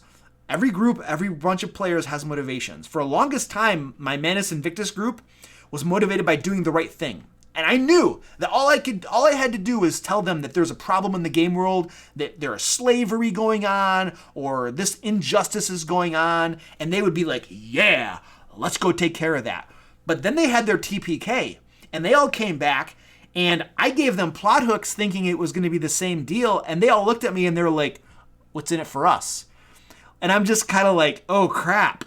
They all rolled up mercenaries, and I got to actually and so then I had to start being, okay, it pays this much, we're going to reward you with, we have a magic item that we'll give you if you complete this adventure or something.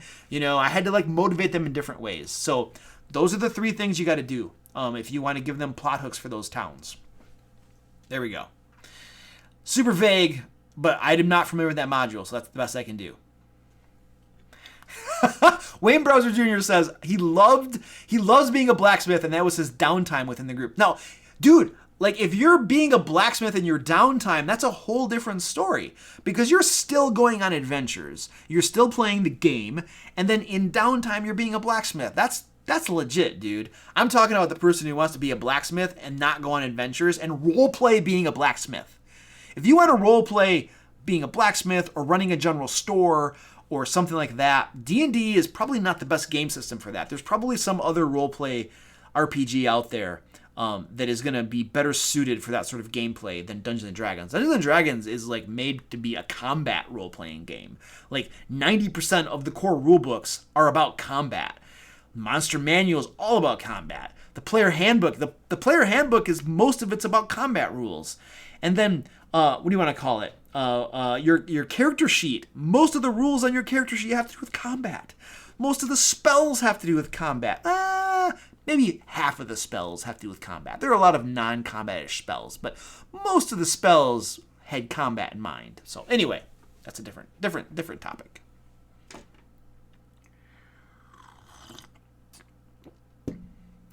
Joe says, I had a D&D group try to teach my daughter that is what my character would do is the right answer. I nipped that in the bud after the game session. Yeah.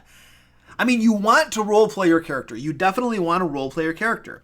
However, there needs to be a balance between roleplaying your character and there needs to be an element of metagaming. You have to recognize that it is a game and that there are other players around the table and that we are going to play this game in a way that is fun for everybody. There needs to be that element of metagaming. If you don't have that and you're purely role-playing, then you have problems that crop up, and that's how people start arguments and disputes, and people get pissed off and they leave the game. There needs to be a healthy amount of metagaming. You know what I mean? If that makes sense. All right, let's keep going. Danny Arriaga says she was my first DM who quit on us, and that's exactly her excuse. Wait, what was her excuse? Oh man, Danny, what was her excuse? You got to tell me what her excuse was. I missed part of your conversation, but that sounds interesting. Tell me what her excuse was. Hopefully I'll catch it in the chat here. So I think I got over Lord Rock's question, so that's answered.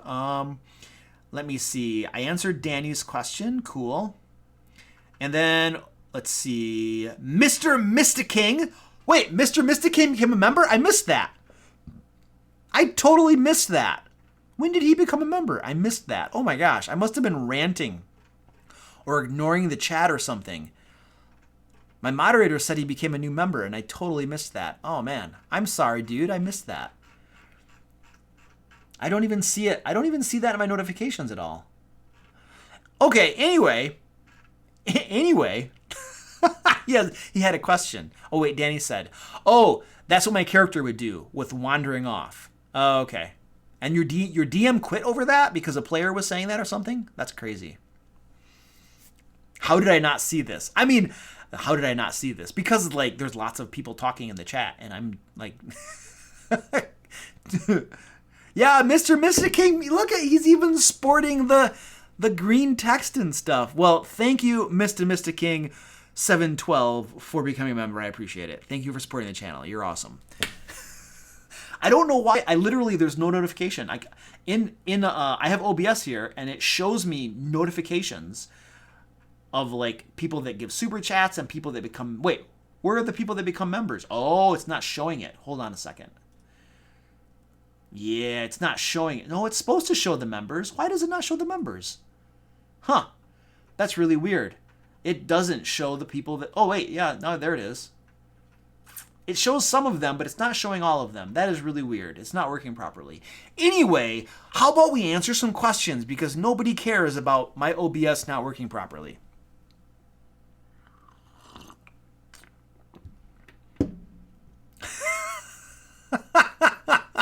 Reaper, dude, like, I have no time to play in a game. I'm sorry, man. I love D&D, and if I had more time, I would love to play, like, D&D all day long, every day. But I'm zero for time, dude. So, yeah. Jay Huffman says, is there a place to submit ideas for the weekly creations? Yes, Jay Huffman. If you have ideas for a weekly creation, where could you put that? You could go into anywhere in my Discord, any one of the chat rooms in my Discord, @mention me, and say, Luke, I have an idea for a weekly creation. Here's my idea. That's, whoops, I just screwed something up there. That's the best place to do that, I think. And then that will assure that I see your message.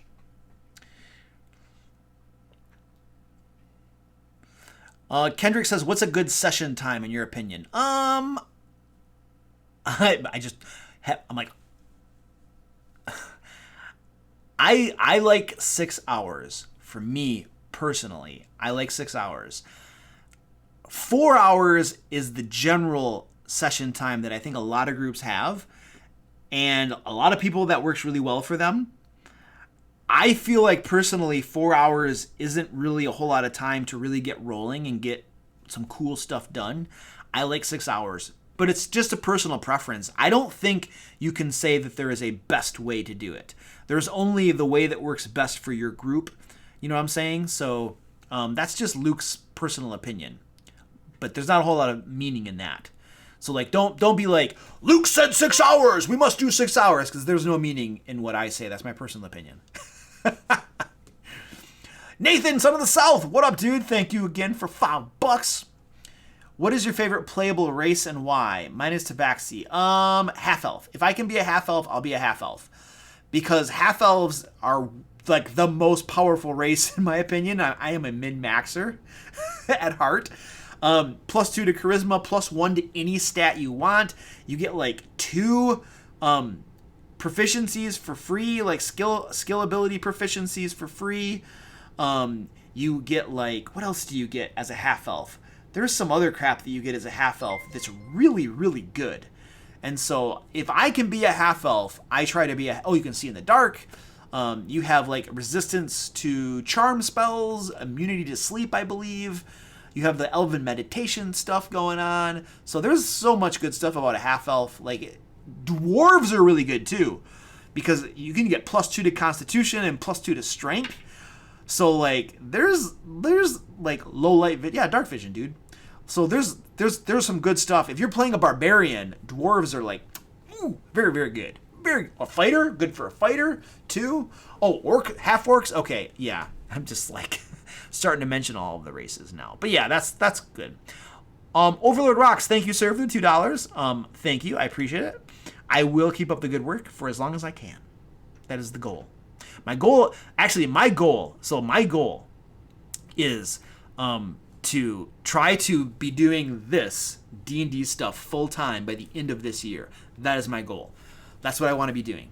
So I need to find like the path to doing that. The path to doing that is revenue. because I have a full-time job right now, which pays the bills, my house, and all of this kind of stuff. And so you can't just quit your job, and then, because if you just quit your job and you don't have money coming in, then problems happen. And so, but my goal is, and I have a path laid out before me, my goal that I'm working toward is by the end of this year, I can do this full time. That's what I want to do. That's what I'm working toward. So if that happens or not, who knows? But that's what I want. That's my goal.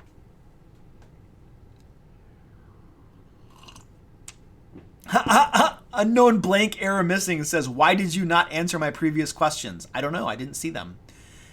And they probably didn't get flagged in the spreadsheet.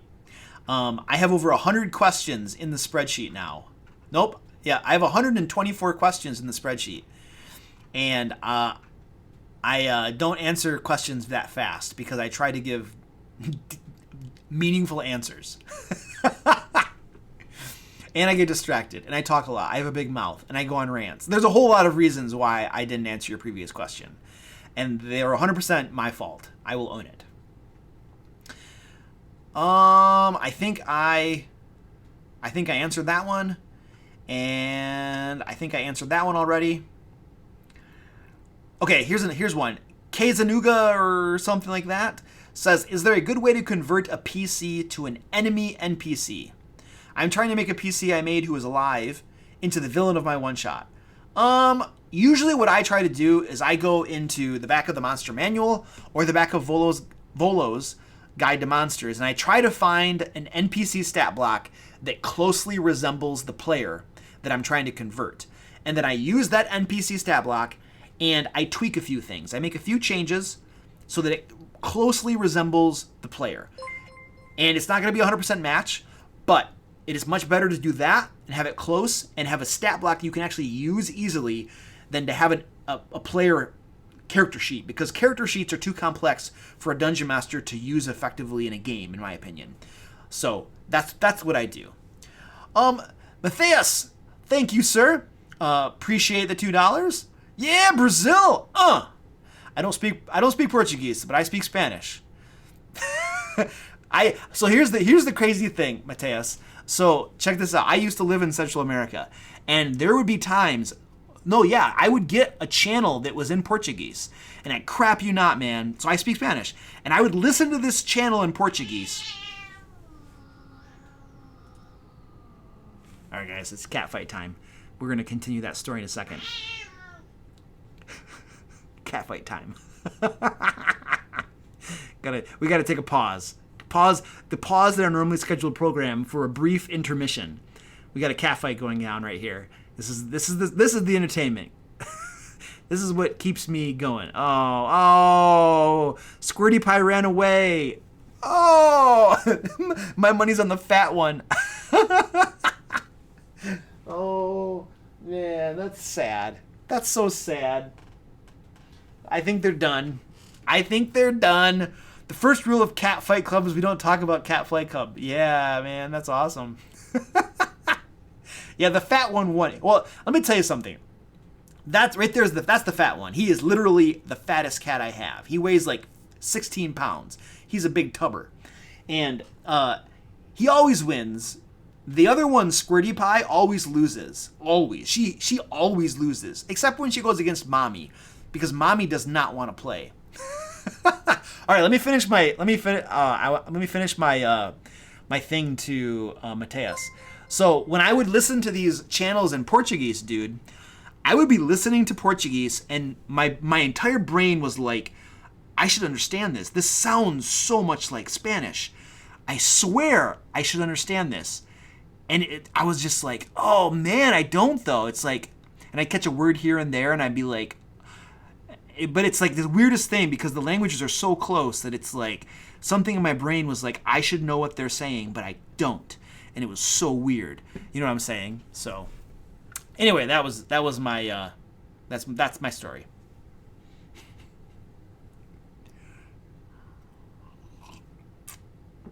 Okay, Danny Ariaga, $5. Thank you, sir. Appreciate that.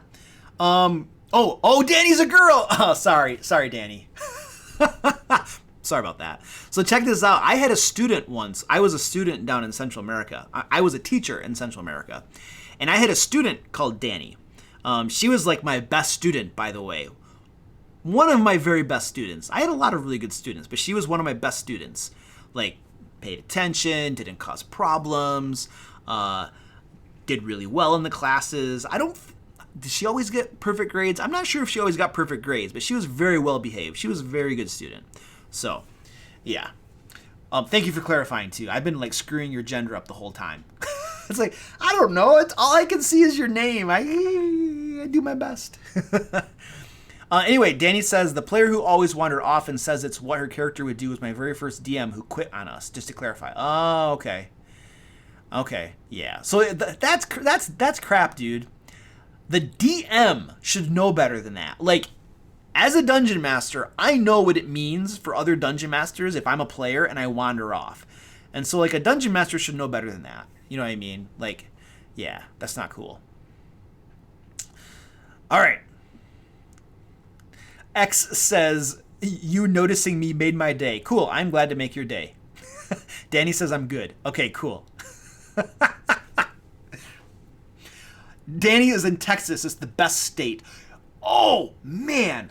So, like, I heard Danny. I was listening to Joe Rogan like a month or so ago, and apparently in Texas, you guys have these things where it's for prom, or I don't know what it is, but there are these big, huge, like, flower bouquet type things that you guys, like, make and wear for, like, a special dance or something. You know what I'm talking about. This is like a Danielle. Her name was Danielle, actually. This is like a thing in Texas, right? Are you following me? You know what I'm talking about, right? What are those things called? What are those things called? Like, I know I heard about this stuff. Homecoming? Yes, it is. What are those big, huge things that you guys wear? Like massive bouquets, types of flowers. Mums, that's it. Mums. Yes, that's a Texan thing. That is I didn't know what the heck that was. And I started seeing pictures of that on the Joe Rogan pod. I'm like, holy crap. And people pay hundreds of dollars for them. I'm like, holy crap. Yes, it's a mega corsage. It's huge. Yeah, it's like, yeah, they're called mums, but they're basically like not a little corsage. It's like huge. It's a thing. It's like a big important thing too, apparently. There's competitions even. Wow, that's crazy.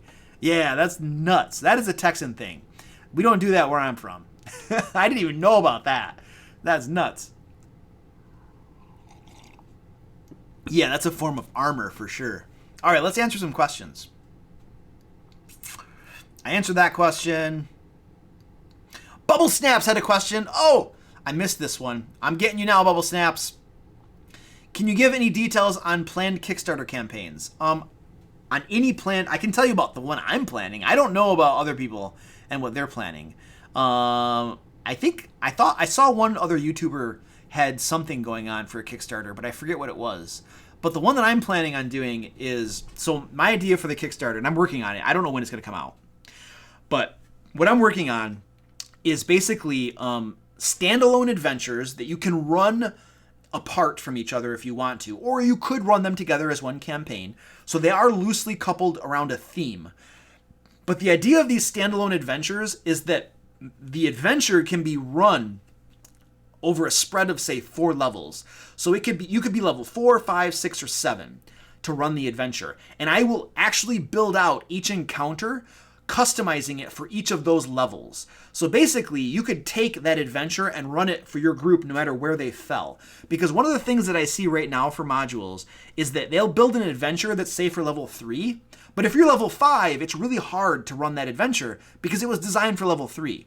And so what I want to do is, if I have a spread, then that makes it a lot more useful for dungeon masters to take that adventure and run it for their games. And so that's kind of my thought. I'm going to have a bunch of adventures spanning from like levels 1 through 6, maybe. And then with like the, what do they call them? The add-ons, stretch goals. And then with the stretch goals, I might build out more of them. So that's my idea, to kind of make it as to maximize the usefulness as much as possible is my idea for my upcoming Kickstarter. Don't know when it's going to happen. I'm writing it right now. I'm currently writing it and working on it, but it's going to take some time. Because the thing with Kickstarters is you pretty much got to have it written before you actually do the Kickstarter, because people expect to get the product. Like, you can't, I think I've actually seen people do this, but I don't want to do this, where you do the Kickstarter and then it takes a year before they actually get the thing. I don't think that's the best customer experience. I'd rather, if I can make it shorter, I would rather do that.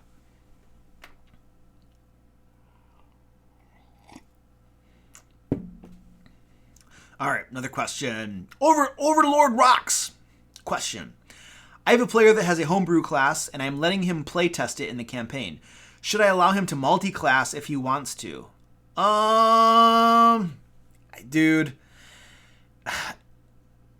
that kind of implies that there's something about that class that would make it super synergistic with multi-classing or something. I don't know.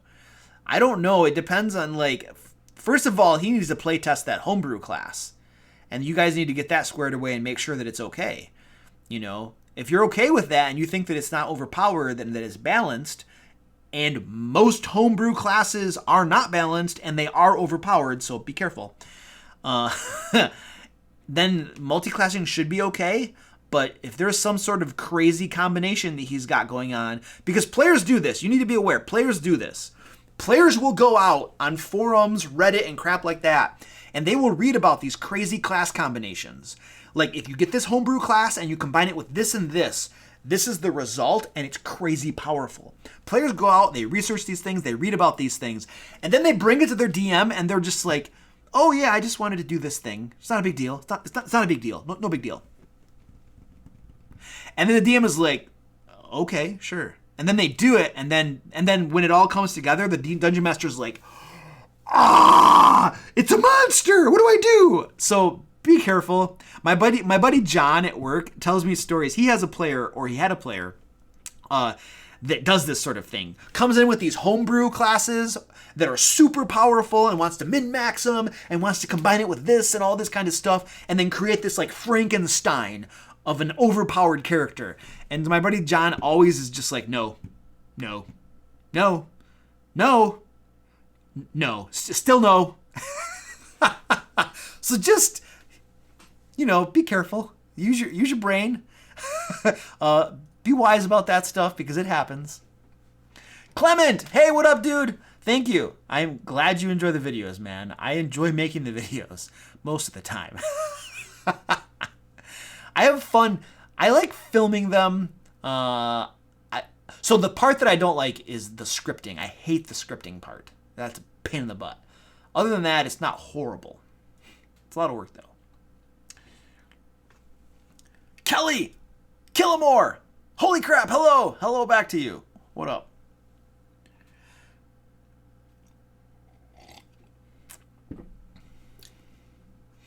Yes, Ninja Theory Ashrams, what up? I always get in trouble with your name. And I always say that about your name. Yeah, he's right. Multi-classing and feats are optional. Feats add a lot of power to the game, for sure. Multi-classing can too.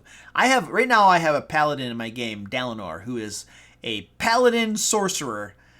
And he is quite the little tank. Let me tell you what. And DPS machine. Well, he's a paladin. Paladins are just crazy. Mr. King. How do you feel about 2 or more DMs for a campaign?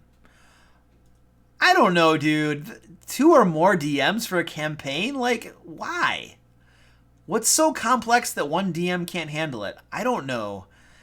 I was in a game once with 2 DMs and it didn't make a whole lot of sense to me. And I was just kind of like, why? What's going on? What's the point? Doesn't make any sense. So if there's a reason, and it's a good reason, and the 2 dungeon masters are actually, there's a reason for it, and they're pulling it off and coordinating it, I don't know why it would necessarily be a problem. But there would need to be a good reason for it. Otherwise, why do it? It's like why have one general, leading the war? I mean, why have 2 generals leading the war when one general will suffice or something? It's like there's got to be a reason for it. I don't know. Those are tops off the thought of my head.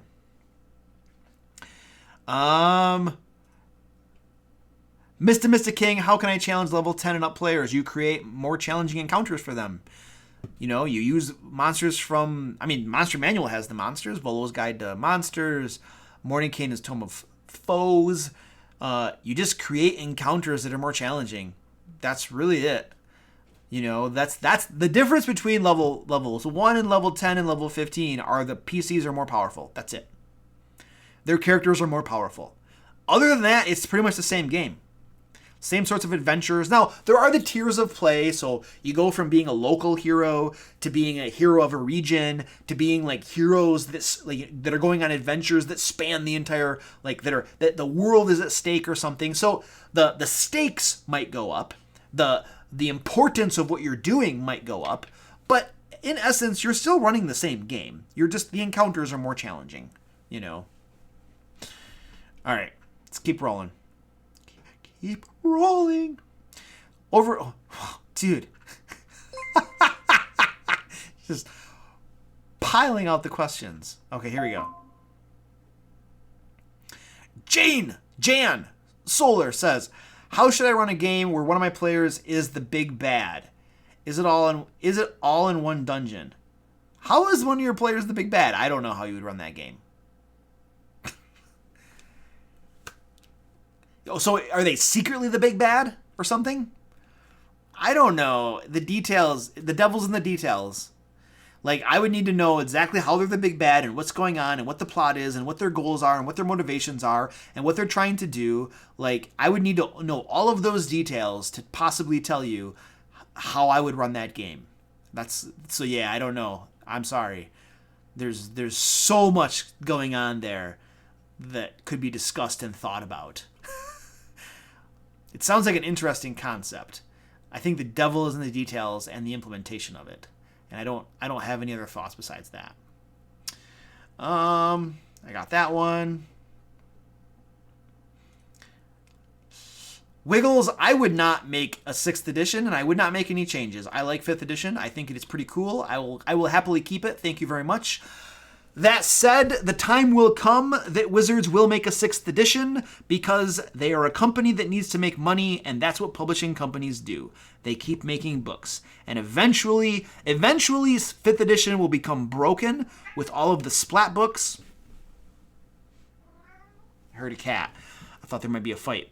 Eventually 5th edition will become broken with all of the splat books and all of the additional things that will get published, and when it gets to the point where it's just this big bloated thing, which is usually when they decide to make a new edition, and then they slim it down. It's streamlined now, and this rules light and all this stuff, so I don't know.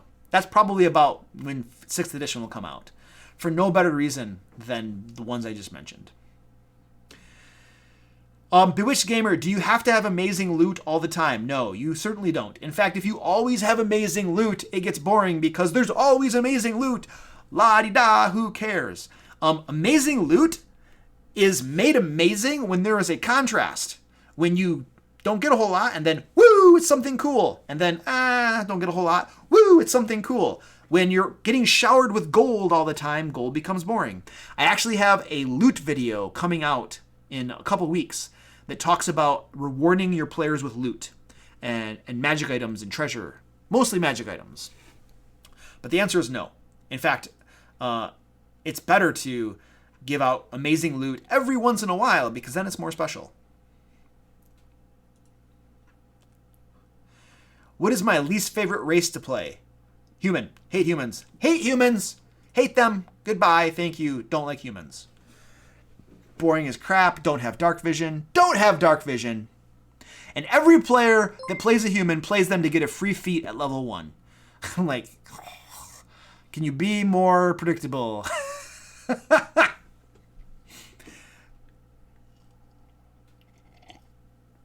Danny, thank you for the $5. Appreciate that. So I don't mean to sidetrack with the mum thing again, but I had a friend last year who made a 5-foot by 4-foot Texas mum that she carried on her back. Wow, that's like as big as she is, man. She's like, that's crazy. How much does that weigh? That's like 50 pounds or something. She's like, she probably had a harness. She must have had a harness, right? Like those things probably have harnesses that like, so you can actually hold, like they don't, otherwise it would just be like, rips your dress off or something because it's so heavy. Did you just have a loot video? You might have just had a loot video. I have a magic item video. I just edited a loot video. So if you just had one, you're getting another one, but it'll be different. It's not the same thing. Oh no, the loot video was the loot video I just made was 15 non-magic things or non-gold. It was specifically non-gold, non-magic items. That was the loot video you just got. 15 ideas for doing that.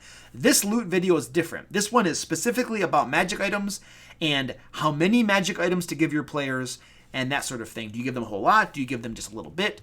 Advantages, disadvantages, that sort of thing. This video is about a different aspect of loot. Okay. She was 5'0" and she had a mom that was bigger than her.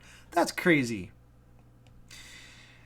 Mr. King says, do you allow players to have death matches between each other? No, not really. If we were to do a death match, it would probably be at the end of the campaign at level 20. Let's have a what do they call those things? There's a name for those where everybody, a Royal Rumble or something, where they all fight each other. If they wanted to do PvP, like, go do that. Here are your character sheets. Go play, have a PvP with yourselves outside of the game. Like, yeah.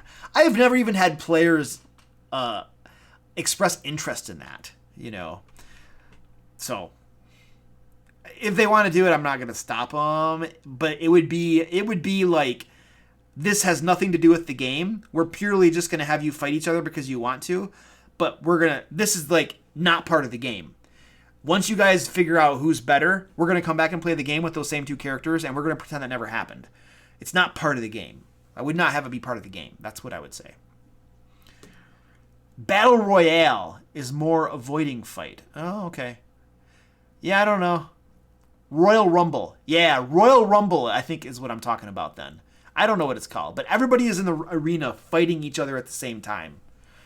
I think Critical Role did that at the end of their first campaign or something like that. And then the Druid won. Well, the Druid's gonna win. She has unlimited wild shapes. How is she not gonna win? Pfft. She's just a big bag of hit points that can't be stopped.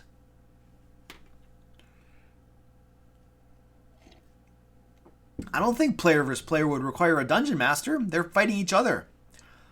You know? The dungeon masters, you know, roleplay the NPCs and the monsters and stuff. Unknown blank error missing says, how do you feel about kaiju-like creatures like the Tarrasque? Well, first of all, I don't know what a kaiju is, so that's going to probably preclude me from answering this question. Do you think they deserve a place in D&D? Why or why not? I have no idea. I don't know what those are, so I don't know. If you like them and you think they're cool and you want to put them in your campaign, then put them in your campaign. There's no reason not to. If you think they're cool, do it. Do I have any tips for... Vladimir says, do I have any tips for DMing an all-cleric party? No, not really. If I would... So, like, if my players had some sort of weird concept like that, like, we're all going to be clerics, or we're all going to be rogues, or we're all going to be bards, what I would tell them is, listen, you guys, you can play whatever you want, but my game is my game. The encounters will be the encounters. The bad guys will be the bad guys. And you will be encountering a normal game world where most of the people are melee fighters and archers and then an occasional wizard or a cleric or a bard. But most of the time, you're going to have people rolling in and meleeing with you or shooting you with arrows and stuff.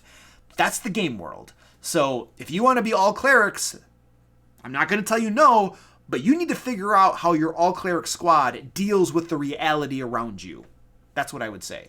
I wouldn't change the game based upon their choice of playing all clerics, because there is a reality to the world, you know, like the law of physics that doesn't change.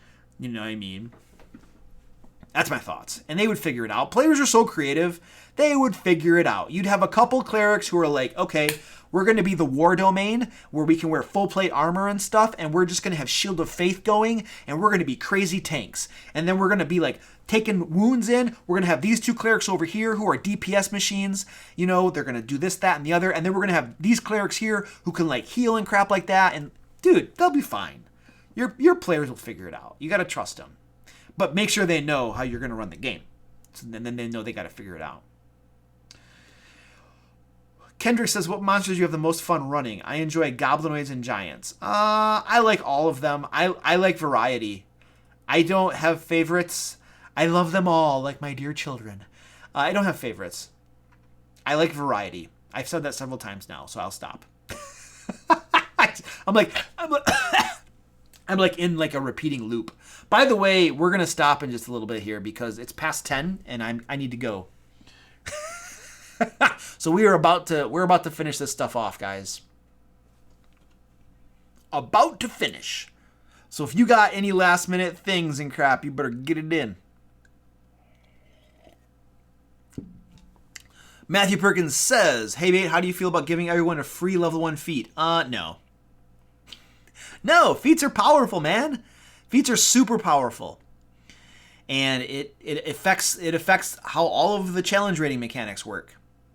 And I have to adjust my game based upon giving everyone a level 1 feat. So why do it? You already have humans who get a level 1 feat. If you want a free feat, play a human. And so then what? Humans get 2 free feats at level 1? Come on, it's already really powerful to get 1 free feat at level 1. So I would, like, the way I run my games, I wouldn't do that. But I'm not you. You know, if you want to do that and you're okay with your players being more powerful at level 1, and you're okay with ramping up all of your encounters to accommodate for that, or if you're running a module, accounting for that in your module, then go for it, dude. I mean, you can run the game you want to run.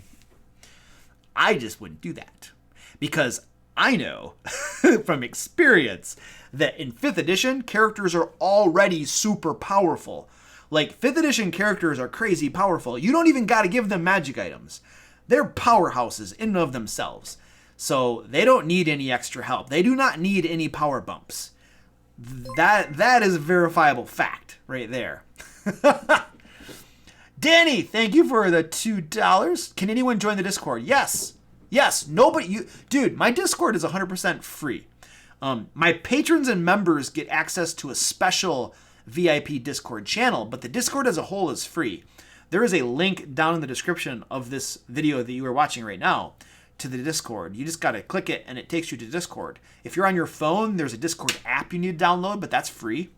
And then you can join the Discord and you can participate in the community of Dungeon Masters. I know there are some channels that have a Patreon only Discord, but mine is not like that. My Discord is intended so that Dungeon Masters, all Dungeon Masters can come together and help each other in their games and stuff and hang out and have fun and stuff like that. So, all right. Overlord says, humans need the extra feat at level 1 because they're weaklings. Humans suck. Saith the human. Rabbit says, the urchin background gives you a pet mouse. How would you feel about treating that similar to a familiar? If not, which is what I just said, no. What's the point of having a pet mouse? So, here's the thing, dude. If you allow that pet mouse to be the same as a familiar, you are giving the shaft to wizards everywhere.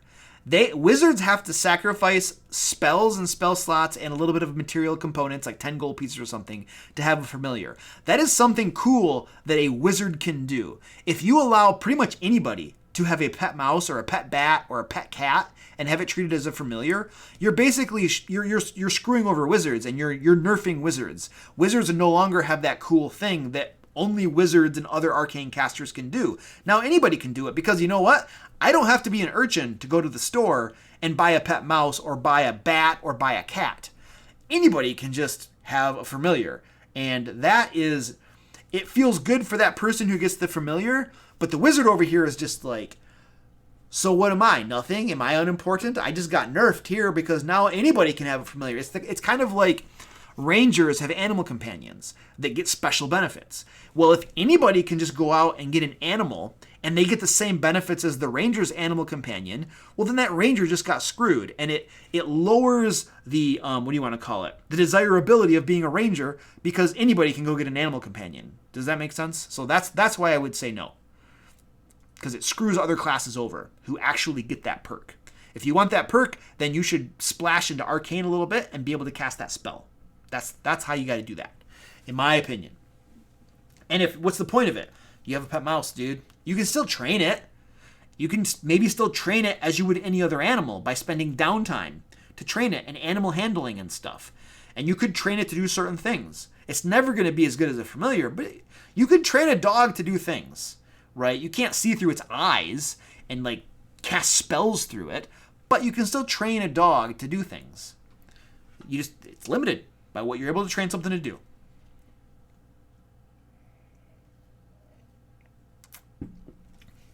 Yeah, wonder if it's because it's fun. That's the reason to have a pet mouse, because it's fun. Absolutely.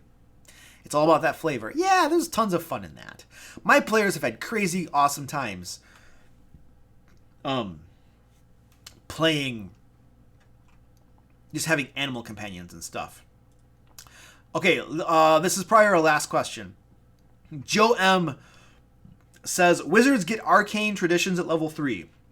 They get more powerful at level 6, 10, and 14. My question is, would you let a character take a new tradition at level 6, effectively starting over?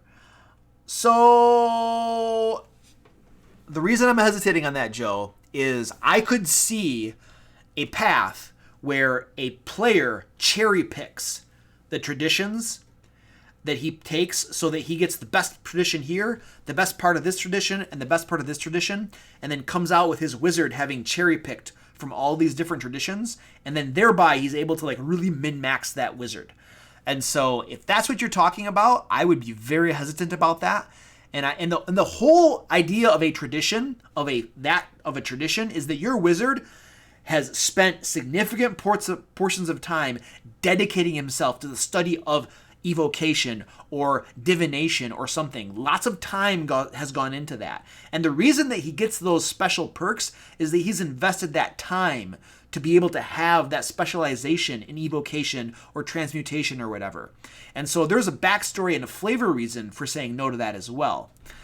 All of that said, if your wizard was playing a transmuter, let's say, and then he's like, Dungeon Master, I hate my wizard. Transmutation was a bad idea. I hate it. Can I switch? In that case, I would say, I don't want someone to play a crappy character that they don't like. And so I'd say, okay, let's figure this out. We can probably do like a little one-off thing where you become a diviner instead of a transmuter. But you get all of the diviner stuff, not the transmuter stuff. You're not cherry-picking the ones you want. You just get all of the one, if that makes sense.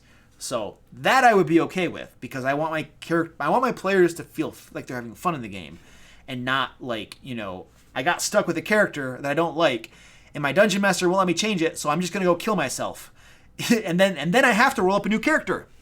So I would let them change stuff. Answered. Okay, guys, I gotta go. I'm tired.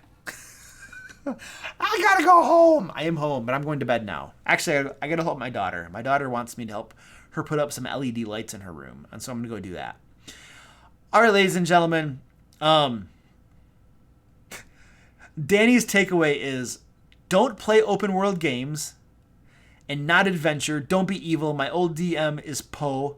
Texans are weird. Okay. Pat, see you later. Thank you for the super chat sticker. Cool.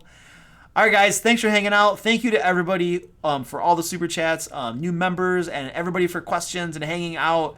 And I hope this was helpful, and I hope you had fun. And I did not answer every question, and it's impossible, but I answered a lot of them, and I hope that was helpful. So we will do this in a week, probably next Friday, and we will see you all then. So this has been great. I am signing off. I am leaving. I'm going to bed. Yes. All right. Until next time, let's go to bed because it's too tired to play D&D.